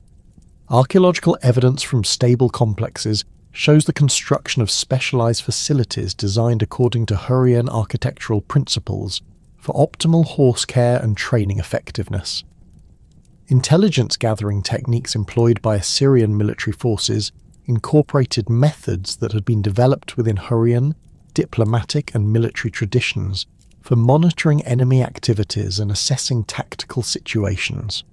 Former Hurrian officials serving in Assyrian administrative positions contributed knowledge of regional geography, population distribution, and political relationships that enhanced imperial intelligence capabilities. The systematic documentation of this intelligence in cuneiform archives reveals the continuation of information gathering techniques that had been perfected during the complex diplomatic relationships that characterized the Mitanni period. Provincial administration throughout former Hurrian territories preserved elements of traditional governance structures while adapting them to serve Assyrian imperial objectives. Local administrative positions continued to be filled by individuals with Hurrian cultural backgrounds who possessed essential knowledge of regional conditions, languages, and customs necessary for effective governance. These officials served as cultural intermediaries who facilitated the implementation of imperial policies while maintaining connections with local populations that enhanced administrative effectiveness. Cuneiform archives from provincial centres document the complex negotiations required to balance imperial requirements with local traditions and expectations. Archaeological investigations at rural settlements throughout the Kabul Triangle have revealed remarkable continuity in material culture traditions, despite the political transformations that accompanied Assyrian conquest. Pottery production at village sites maintained traditional Hurrian forms and decorative techniques, while gradually incorporating elements that reflected changed political circumstances. Household assemblages from excavated sites show the continuation of traditional domestic practices, including food preparation methods, storage techniques, and craft production activities that preserved cultural identity within the framework of imperial administration. Settlement patterns in former Hurrian territories display both continuity and adaptation as communities adjusted to the requirements of Assyrian rule while maintaining essential elements of traditional social organisation. Many villages that had existed during the Mitanni period continued occupation under Assyrian administration, but archaeological evidence shows modifications in defensive arrangements and public buildings that reflected changed political relationships. New settlements established during the Neo-Assyrian period often incorporated planning principles derived from both Assyrian and Hurrian urban design traditions, creating hybrid community layouts that served imperial administrative needs while accommodating local cultural preferences. Religious practices at the village level preserved significant elements of traditional Hurrian worship while adapting to the syncretic religious policies promoted by Assyrian administrators. Local shrines continued to serve community religious needs, but archaeological evidence shows the addition of Assyrian religious symbols and the modification of traditional ritual spaces to accommodate imperial religious requirements. Votive offerings recovered from these contexts display mixing of traditional Hurrian religious objects with items that reflect Assyrian religious influence, creating material assemblages that document the complex process of religious adaptation and cultural survival. Economic activities in rural areas maintain traditional patterns focused on agricultural production and pastoral activities, but adapted to meet the tribute obligations and market opportunities created by integration into the Assyrian imperial system. Archaeological analysis of agricultural tools and storage facilities shows the continuation of traditional farming techniques while incorporating improvements that enhance productivity and efficiency. Pastoral activities continue to play important roles in local economies, with evidence suggesting that traditional transhumance patterns were maintained despite political changes that might have disrupted seasonal movement patterns. Craft production in rural settlements preserved traditional techniques and product types, while adapting output to serve both local needs and imperial market demands. Pottery workshops continued producing vessels for local consumption using traditional forms and decorative techniques, but archaeological evidence shows the gradual incorporation of new forms and decorative elements that reflected changing cultural influences. Textile production maintained traditional patterns and techniques while adapting to incorporate new materials and designs that reflected the broader cultural exchanges facilitated by imperial trade networks. The transmission of Hurrian cultural elements through Neo-Assyrian administrative networks created conduits for influence that extended far beyond the immediate territories of the former Mitanni kingdom. Archaeological evidence from sites throughout the Assyrian Empire reveals the systematic dissemination of Hurrian mythological concepts, technological innovations, and linguistic elements that would profoundly shape the development of ancient Near Eastern civilization. Cuneiform tablets from the Royal Library at Nineveh contain extensive collections of Hurrian mythological texts that had been translated into Akkadian and incorporated into the broader corpus of Mesopotamian literature, ensuring their preservation and transmission to subsequent civilizations. The mythological traditions that emerged from Hurrian religious thought provided foundational narratives that influenced the development of creation myths, divine genealogies, and cosmic order concepts throughout the ancient Near East. The Hurrian creation epic, preserved in fragmentary form on tablets from Hattusa and Ugarit, presents a complex cosmological system in which successive generations of gods struggle for supremacy over the universe. This narrative framework, featuring themes of divine succession, cosmic conflict, and the establishment of universal order, provided structural models that influenced the composition of later Mesopotamian epics, including the Enuma Elish and elements of the Gilgamesh cycle. Central to Hurrian mythology was the figure of Kumarbi, the ancient god who challenged the authority of earlier divine rulers through a violent succession struggle that established new cosmic order. Cuneiform texts describe Kumarbi's castration of the sky god Anu, an act that resulted in the conception of multiple deities including the storm god Teshub, who would eventually overthrow Kumarbi in turn. This mythological pattern of violent divine succession through generations provided narrative structures that appear in modified forms throughout later, ancient Near Eastern literature, including Hittite, Mesopotamian, and eventually Greek mythological traditions.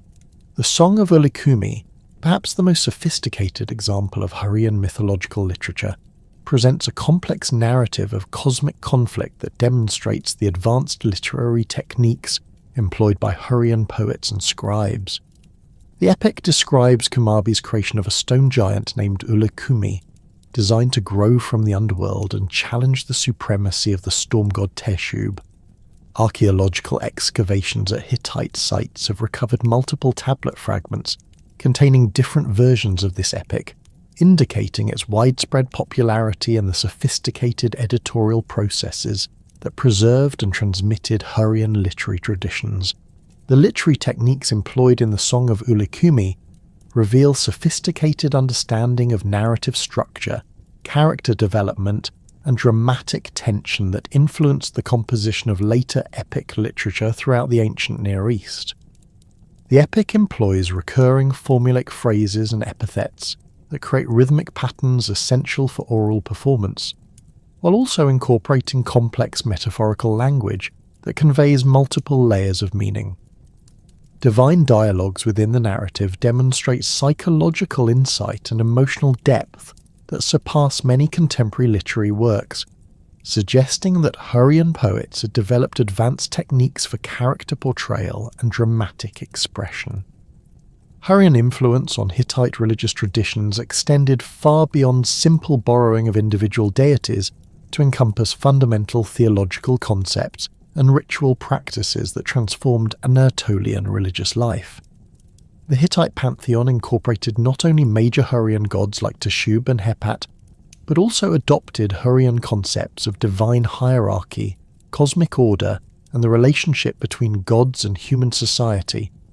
Temple architecture at Hittite religious centers shows clear Hurrian influence in the design of sanctuary spaces, altar arrangements, and processional routes that facilitated religious ceremonies derived from Hurrian ritual traditions. The integration of Hurrian religious concepts into Hittite royal ideology created hybrid theological systems that legitimized Hittite rule while preserving elements of traditional Anatolian and imported Hurrian beliefs. Royal inscriptions from Hattusa describe elaborate ceremonies in which Hittite kings received divine sanction from both traditional Anatolian deities and imported Hurrian gods, creating comprehensive religious programs that appealed to diverse populations within the expanding Hittite Empire. These syncretic religious systems establish precedents for the accommodation of diverse religious traditions within imperial contexts that would influence later empires throughout the ancient world. Hurrian festival cycles and ceremonial practices provided models for religious observance that spread throughout Anatolia and influenced the development of seasonal celebrations in neighbouring regions. Archaeological evidence from Hittite religious sites shows the construction of festival grounds and ceremonial spaces designed according to Hurrian architectural principles, with specialised areas for different types of ritual activities including animal sacrifice, libation ceremonies, and divine processions. Ritual texts preserved in Hittite archives describe elaborate seasonal festivals that combine traditional Anatolian agricultural celebrations with Hurrian religious ceremonies, creating hybrid observances that serve both spiritual and political functions. The transmission of Hurrian mythological traditions into Levantine religious contexts occurred through multiple channels including diplomatic contact, commercial exchange, and population movements that brought Hurrian cultural elements into contact with local Canaanite traditions. Cuneiform tablets from Ugarit contain extensive Hurrian mythological material that had been adapted for local audiences, with traditional Hurrian divine names and narrative elements incorporated into compositions that address specifically Canaanite religious concerns. These hybrid texts demonstrate the sophisticated cultural negotiations that enable the preservation and transmission of Hurrian religious traditions within foreign cultural contexts. The influence of Hurrian religious concepts on the development of Levantine pantheons extended to fundamental theological principles, including divine succession patterns, cosmic order maintenance, and the relationship between storm gods and fertility deities. The Ugaritic god Baal shares numerous characteristics with the Hurrian storm god Teshub, including iconographic elements, mythological narratives, and ritual associations that suggest direct cultural transmission.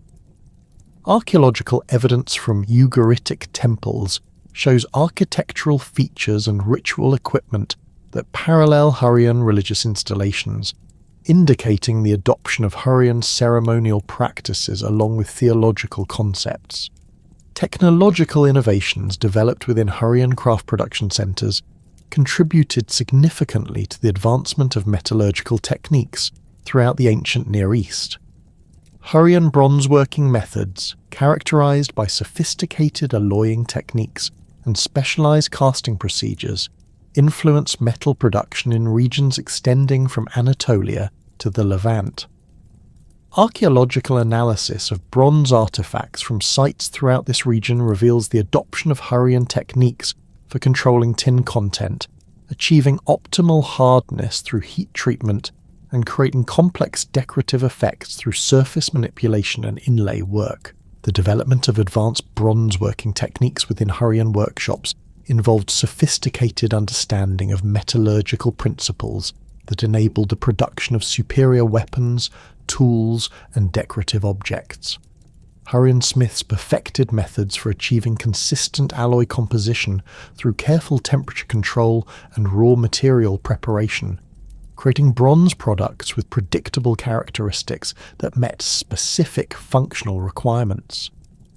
Analysis of slag deposits and crucible fragments from Hurrian metalworking sites reveals the use of specialized furnace designs and atmospheric control techniques that maximized efficiency while minimizing fuel consumption and material waste. Hurrian innovations in decorative metalwork included the development of sophisticated inlay techniques that combined different metals and materials to create complex visual effects.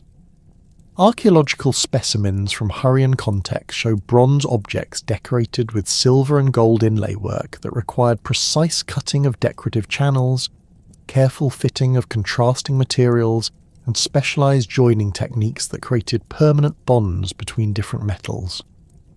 These decorative techniques influenced the development of luxury metalwork throughout the ancient Near East, with Hurrian-trained craftsmen transmitting specialized knowledge to workshops in distant regions.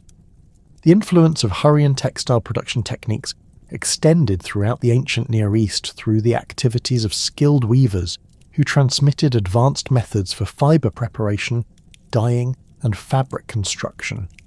Hurrian innovations in wool processing included specialized techniques for cleaning, combing, and spinning that produced thread with superior strength and consistency. Archaeological evidence from textile production sites shows the use of sophisticated equipment, including weighted looms, specialized spindles, and dyeing vats that enabled the creation of fabrics with complex patterns and vibrant colors that commanded premium prices in international markets. Hurrian contributions to ceramic technology included the development of advanced firing techniques and decorative methods that influenced pottery production throughout the region. Hurrian potters perfected controlled atmosphere firing that produced ceramics with consistent color and superior strength, while also developing specialized glazing techniques that created decorative surfaces with distinctive visual characteristics. Archaeological analysis of Hurrian pottery reveals sophisticated understanding of clay preparation, temper selection, and kiln design that enabled the mass production of high-quality vessels for both utilitarian and ceremonial purposes. The linguistic legacy of Hurrian civilization permeated the languages of the ancient Near East through extensive borrowing of vocabulary, grammatical structures, and idiomatic expressions that reflected cultural contact and technological transfer. Akkadian, the lingua franca of ancient Near Eastern diplomacy and commerce, incorporated hundreds of Hurrian loanwords that documented the transmission of specialized knowledge in areas including agriculture, crafts, military technology, and religious practice. These linguistic borrowings provide detailed evidence for the specific areas of Hurrian cultural influence and the mechanisms through which knowledge transfer occurred. Hurrian loanwords in Akkadian texts reveal the extent to which Hurrian technological innovations and cultural practices influenced Mesopotamian civilization.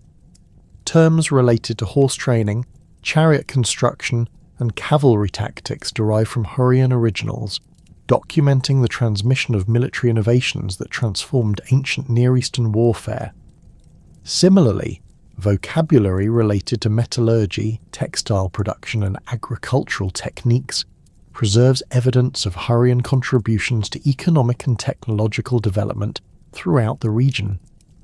The influence of Hurrian on Hittite language extended far beyond simple vocabulary borrowing to include grammatical structures, syntactic patterns, and idiomatic expressions that fundamentally altered the character of Anatolian linguistic traditions. Hittite texts contain extensive Hurrian passages that were preserved without translation, indicating that educated Hittites were expected to understand Hurrian language and literature as essential components of cultural literacy. This bilingual literary tradition created opportunities for the preservation and transmission of Hurrian cultural materials that might otherwise have been lost during periods of political upheaval. Hebrew and other Northwest Semitic languages incorporated Hurrian elements through various channels, including direct contact with Hurrian populations, transmission through Akkadian intermediaries, and cultural exchange facilitated by commercial and diplomatic relationships. Hurrian personal names appear frequently in Hebrew biblical texts, often in contexts that suggest their bearers held positions of authority or specialized knowledge that reflected their cultural background. These names provide evidence for the continued presence of Hurrian populations and cultural influences within Levantine societies long after the collapse of independent Hurrian political entities. The preservation of Hurrian personal names in cuneiform archives from throughout the ancient Near East documents the widespread distribution of Hurrian populations and the maintenance of cultural identity across multiple generations. Administrative texts from Assyrian, Babylonian, and other archives contain thousands of Hurrian names that reveal patterns of population movement, occupational specialization, and social integration that characterize the Hurrian diaspora. Analysis of these names provides insights into Hurrian family structures, religious beliefs, and cultural values that complemented information derived from other sources. Hurrian theophoric names, incorporating elements derived from Hurrian deity names, preserve evidence of religious beliefs and practices that continued among dispersed Hurrian populations. Names combining elements from Teshub, Hepat, Shaushka, and other Hurrian deities appear in contexts ranging from royal courts to village administrative records, indicating that Hurrian religious traditions maintained vitality across diverse social and geographic contexts. The continued use of these names across multiple generations suggests that Hurrian religious identity remained important for many families despite political changes and cultural pressures that encouraged assimilation. Professional names and titles preserved in Hurrian form within foreign administrative contexts document the recognition of Hurrian expertise in specialized fields including military service, craft production, and administrative functions. Cuneiform texts frequently identify individuals by their Hurrian professional titles, indicating that these designations carried specific meaning and prestige that warranted preservation even within foreign cultural contexts. This pattern suggests that Hurrian professional traditions maintained distinct characteristics that were valued by foreign employers and administrators. The geographic distribution of preserved Hurrian names reveals patterns of population movement and cultural influence that extended from Anatolia to the Levant and from the Caucasus to southern Mesopotamia. Concentrations of Hurrian names in specific regions often correlate with historical evidence for Hurrian political control or cultural influence, providing independent confirmation of textual and archaeological evidence for Hurrian presence. The persistence of these names across multiple centuries indicates that Hurrian cultural identity remained viable despite political fragmentation and foreign domination. Linguistic analysis of Hurrian loanwords in various ancient Near Eastern languages reveals the specific semantic fields in which Hurrian cultural influence was most pronounced. Technical terminology related to specialized crafts, military equipment, and religious practices shows particularly heavy Hurrian influence, suggesting that these areas represented distinctive Hurrian contributions to regional cultural development.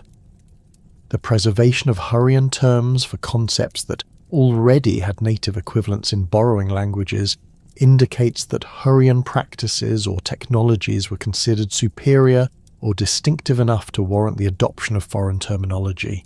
The morphological adaptation of Hurrian loanwords within recipient languages provides evidence for the mechanisms and chronology of cultural transmission. Early borrowings often preserve Hurrian phonological and morphological characteristics that were later modified to conform to the sound systems and grammatical patterns of recipient languages. These linguistic changes document the gradual integration of Hurrian cultural elements into foreign contexts and the time periods during which intensive cultural contact occurred. Comparative analysis of Hurrian linguistic influence across multiple recipient languages reveals both common patterns and regional variations that reflect different types of cultural contact and transmission mechanisms. Languages that borrowed extensively from Hurrian in military and technological domains often show different patterns of influence than those that incorporated primarily religious or administrative terminology. These variations provide insights into the specific types of cultural relationships that facilitated linguistic borrowing and the social contexts in which Hurrian cultural influence was most pronounced. The systematic archaeological investigation of Hurrian sites began in earnest during the early 20th century, when European and American expeditions recognized that the numerous tells scattered across northern Syria and southeastern Turkey contained evidence of a previously unknown ancient civilization. The first major breakthrough came in 1927 when Max Mallowan's excavations at Tel Brak revealed distinctive pottery assemblages and architectural remains that clearly differed from contemporary Mesopotamian materials. These early discoveries, characterized by wheel-made ceramics with distinctive geometric painted designs and multi-room houses built around central courtyards, provided the first concrete evidence for the material culture that would later be identified as Hurrian.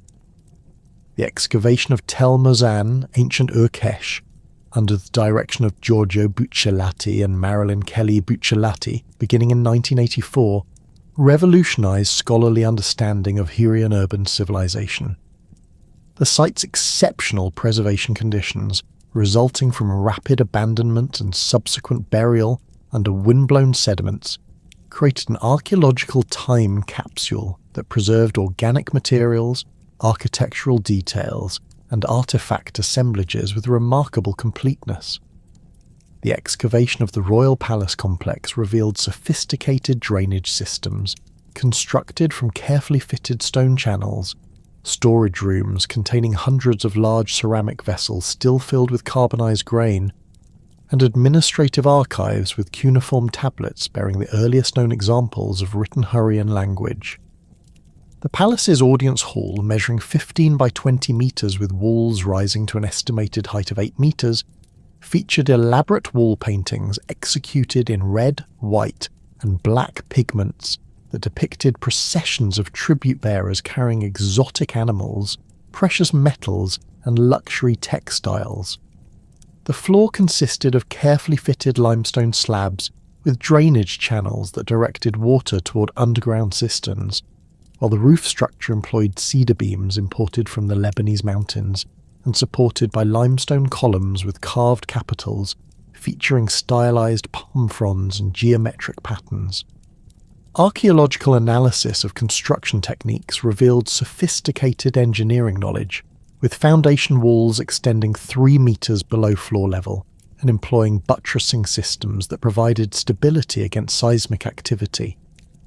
The temple complex at Tel Mozan, dedicated to the storm god Teshub, provided crucial insights into Hurrian religious architecture and ceremonial practices. The central sanctuary featured a raised platform constructed from massive limestone blocks, some weighing over 2 tons, that supported a bronze cult statue whose base remained in situ despite the removal of the figure itself in antiquity.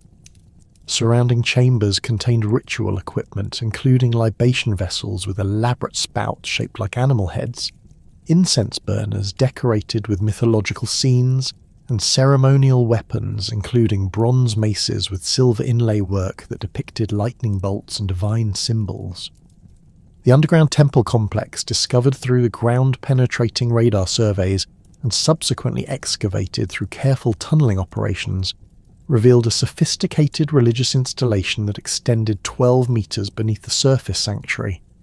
Stone-lined chambers connected by narrow corridors contained ritual deposits, including animal bones from sacrificial ceremonies, ceramic vessels filled with offerings of grain and oil, and votive objects including miniature bronze weapons and jewellery that had been dedicated to the deity.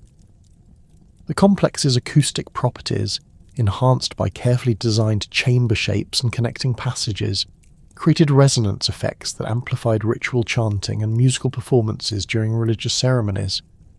Tel Brak's excavation history spans nearly a century of archaeological investigation, beginning with Max Mallowan's pioneering work in the 1930s and continuing through recent projects directed by Joan Oates and Augusta McMahon.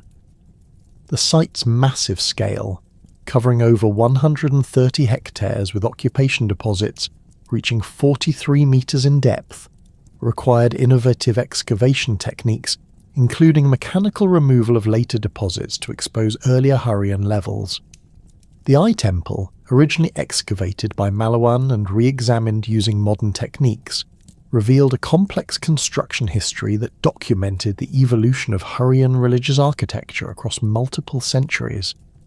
The temple's votive deposits contain thousands of carved stone eye idols that gave the structure its modern name, along with elaborate cylinder seals, precious metal objects, and exotic materials including lapis lazuli from Afghanistan and carnelian from the Indus Valley.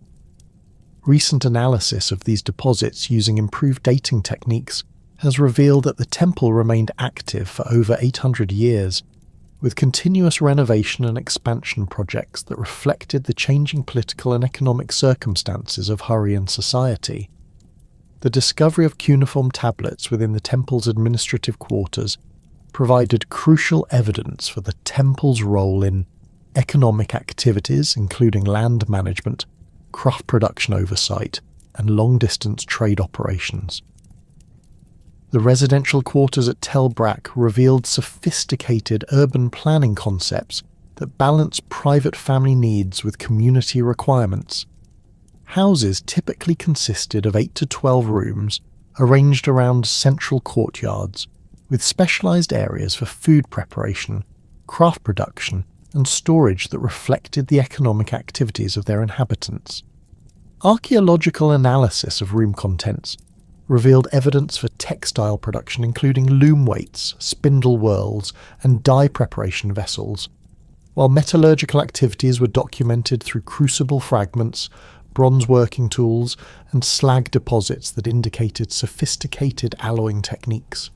The site's defensive system, revealed through magnetometer surveys and targeted excavations, consisted of massive walls constructed from limestone blocks with towers positioned at strategic intervals. The main gate complex featured elaborate architectural decoration, including relief sculptures depicting mythological creatures and royal figures that proclaimed the city's power and divine protection. Archaeological evidence indicates that these fortifications underwent multiple reconstruction phases that responded to changing military technologies and siege techniques, with later phases incorporating innovations derived from contact with Mesopotamian and Anatolian military engineering traditions. Nuzi, located near modern Kirkuk in northern Iraq, provided the largest archive of Hurrian administrative documents ever discovered, with over 5,000 cuneiform tablets that documented the daily operations of a provincial Hurrian community during the 15th and 14th centuries BCE. The tablets, discovered during excavations conducted by Edward Chiera and Robert Pfeiffer between 1925 and 1931, revealed sophisticated legal and economic systems that governed land ownership, commercial transactions, family relationships, and community obligations within Hurrian society. The Nuzi archives documented complex real estate transactions that circumvented legal restrictions on land sales through elaborate adoption procedures that transferred property rights while maintaining the fiction of family relationships. These contracts reveal sophisticated understanding of legal principles and demonstrate the flexibility with which Hurrian communities adapted traditional social structures to meet changing economic circumstances.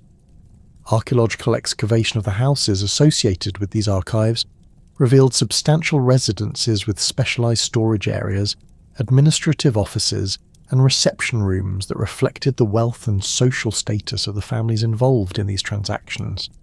Family archives from Nuzi provided unprecedented insights into Hurrian kinship systems, inheritance practices, and gender relations that complemented information derived from legal texts and administrative records.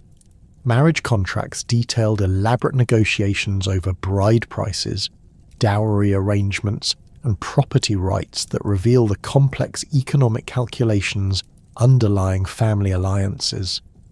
Adoption documents show how Hurrian families used legal mechanisms to ensure property transmission and care for elderly parents in societies that lacked institutional support systems for dependent populations.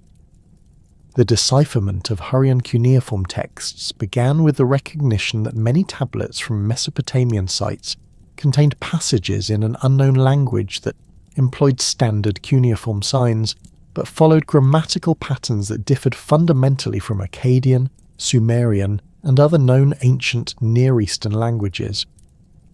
Early scholars including Friedrich Delitzsch and Archibald Sayce identified distinctive phonological and morphological characteristics that suggested a previously unknown language family, but progress in decipherment remained limited until larger corpora of texts became available through archaeological excavations.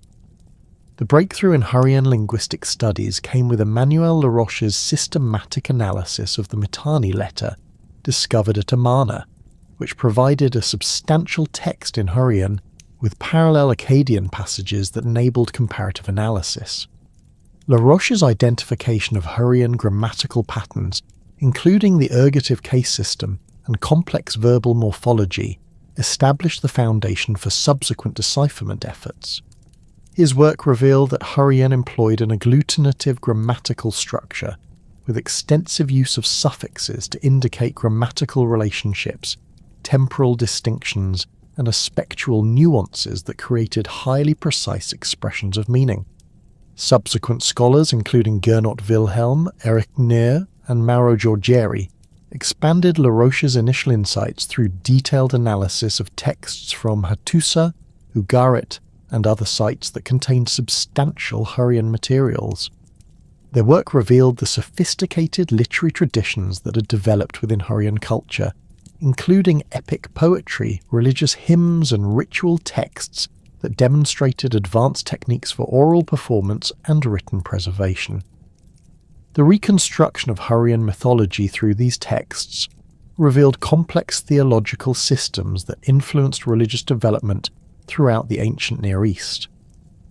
The grammatical analysis of Hurrian revealed distinctive features that distinguished it from all other known ancient languages, while providing insights into the cognitive patterns and worldview of Hurrian speakers. The ergative case system marked the subjects of transitive verbs differently from the subjects of intransitive verbs, creating grammatical distinctions that emphasized the agency relationships between participants in described actions. This system, relatively rare among ancient Near Eastern languages, suggests that Hurrian speakers conceptualized action and causation in ways that differed from speakers of Akkadian, Hebrew, and other regional languages. Hurrian verbal morphology incorporated complex systems of aspectual marking that indicated not only the temporal relationships of described actions, but also the speaker's evidential relationship to reported events. Verbal forms distinguish between actions witnessed directly by the speaker, events reported by reliable sources, and situations inferred from available evidence, creating grammatical structures that embedded epistemological distinctions within normal discourse. These features suggest sophisticated philosophical concepts regarding knowledge, truth, and the reliability of information that influenced Hurrian approaches to historical recording and legal testimony. The reconstruction of Hurrian vocabulary through comparative analysis of texts from multiple sites revealed extensive borrowing relationships with neighboring languages, while also preserving distinctive terminology that reflected unique cultural practices and technological innovations. Hurrian religious vocabulary included numerous terms for ritual activities, divine attributes, and ceremonial objects that had no direct equivalents in other ancient Near Eastern languages, suggesting distinctive religious practices that contributed novel elements to regional spiritual traditions. Similarly, technical vocabulary related to metallurgy, textile production, and agricultural practices preserved evidence for Hurrian innovations that influenced technological development throughout the region.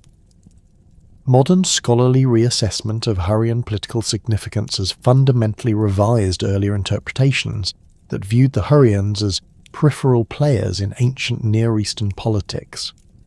Archaeological evidence from major Hurrian sites demonstrates that Hurrian kingdoms controlled extensive territories, maintained sophisticated administrative systems, and exercised decisive influence over regional political developments during crucial periods of ancient Near Eastern history.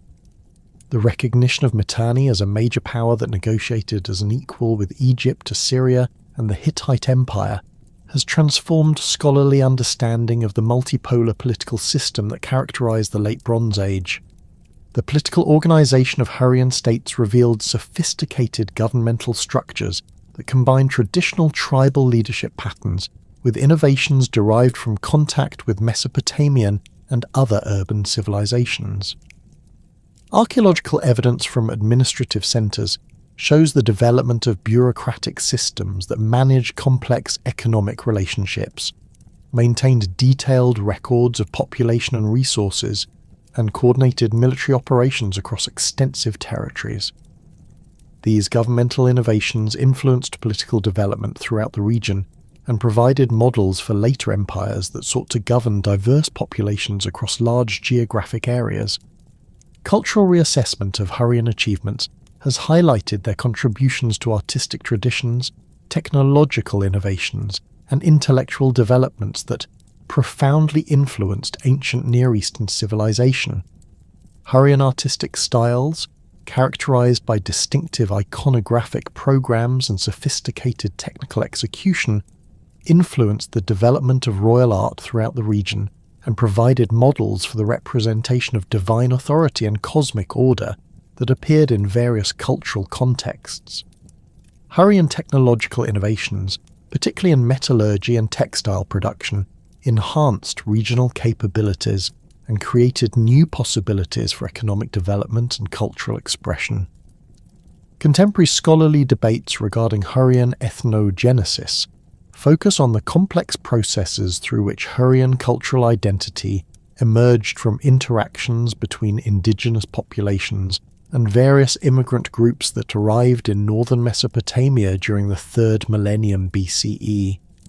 Archaeological evidence suggests that Hurrian culture developed through the synthesis of local traditions with innovations introduced by populations that may have originated in the Caucasus region or eastern Anatolia. These debates reflect broader questions about ethnic identity formation in ancient societies and the mechanisms through which cultural boundaries were established and maintained.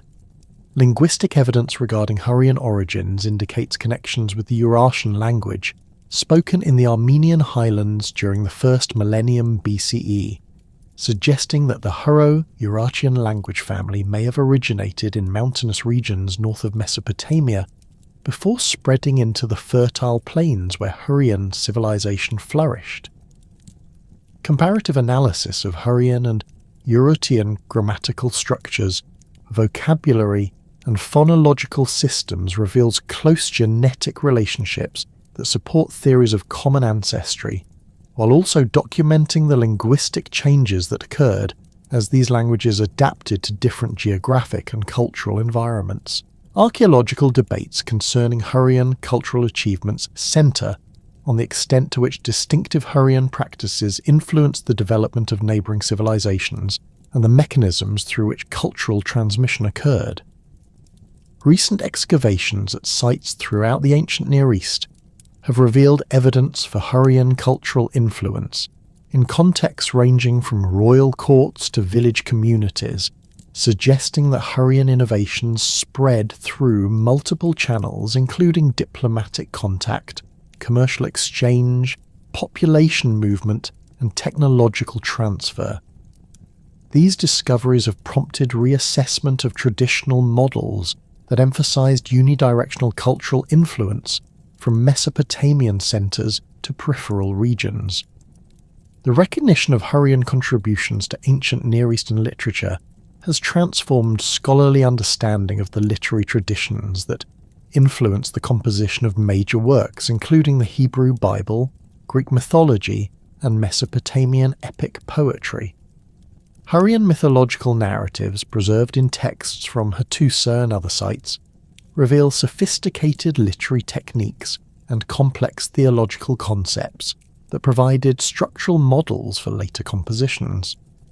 The influence of Hurrian creation myths, divine succession narratives, and cosmic conflict stories can be traced through various cultural traditions that adapted these themes to address local religious and political concerns.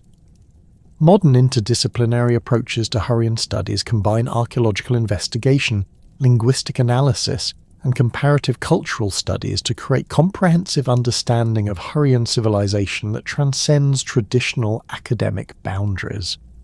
Collaborative research projects involving archaeologists, philologists, historians, and specialists in related fields have produced integrated analyses that reveal the complex relationships between material culture, linguistic practices, and social organization within Hurrian society.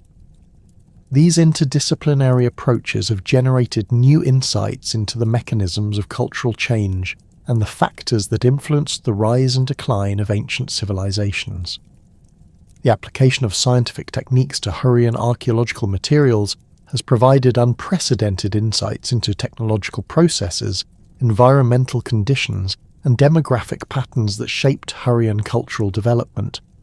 Radiocarbon dating, thermoluminescence analysis, and other chronometric techniques have refined understanding of Hurrian chronology and enabled more precise correlation between archaeological and textual evidence.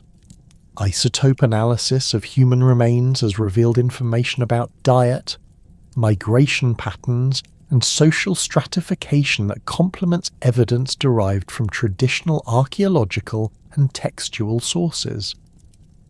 The legacy of Hurrian civilization continues to influence modern understanding of ancient Near Eastern history and the complex processes through which cultural traditions develop, spread, and transform across time and space. The recognition of Hurrian contributions to art, literature, technology, and political organization has enriched scholarly appreciation for the diversity and sophistication of ancient civilizations, while also highlighting the interconnected nature of cultural development in the ancient world.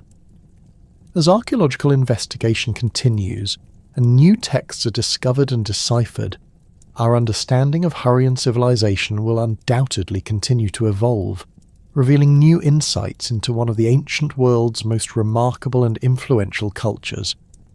The Hurrians, from their emergence in the fertile valleys of northern Mesopotamia to their ultimate integration into the great empires that succeeded them, represent a civilization whose influence extended far beyond their political boundaries and temporal existence.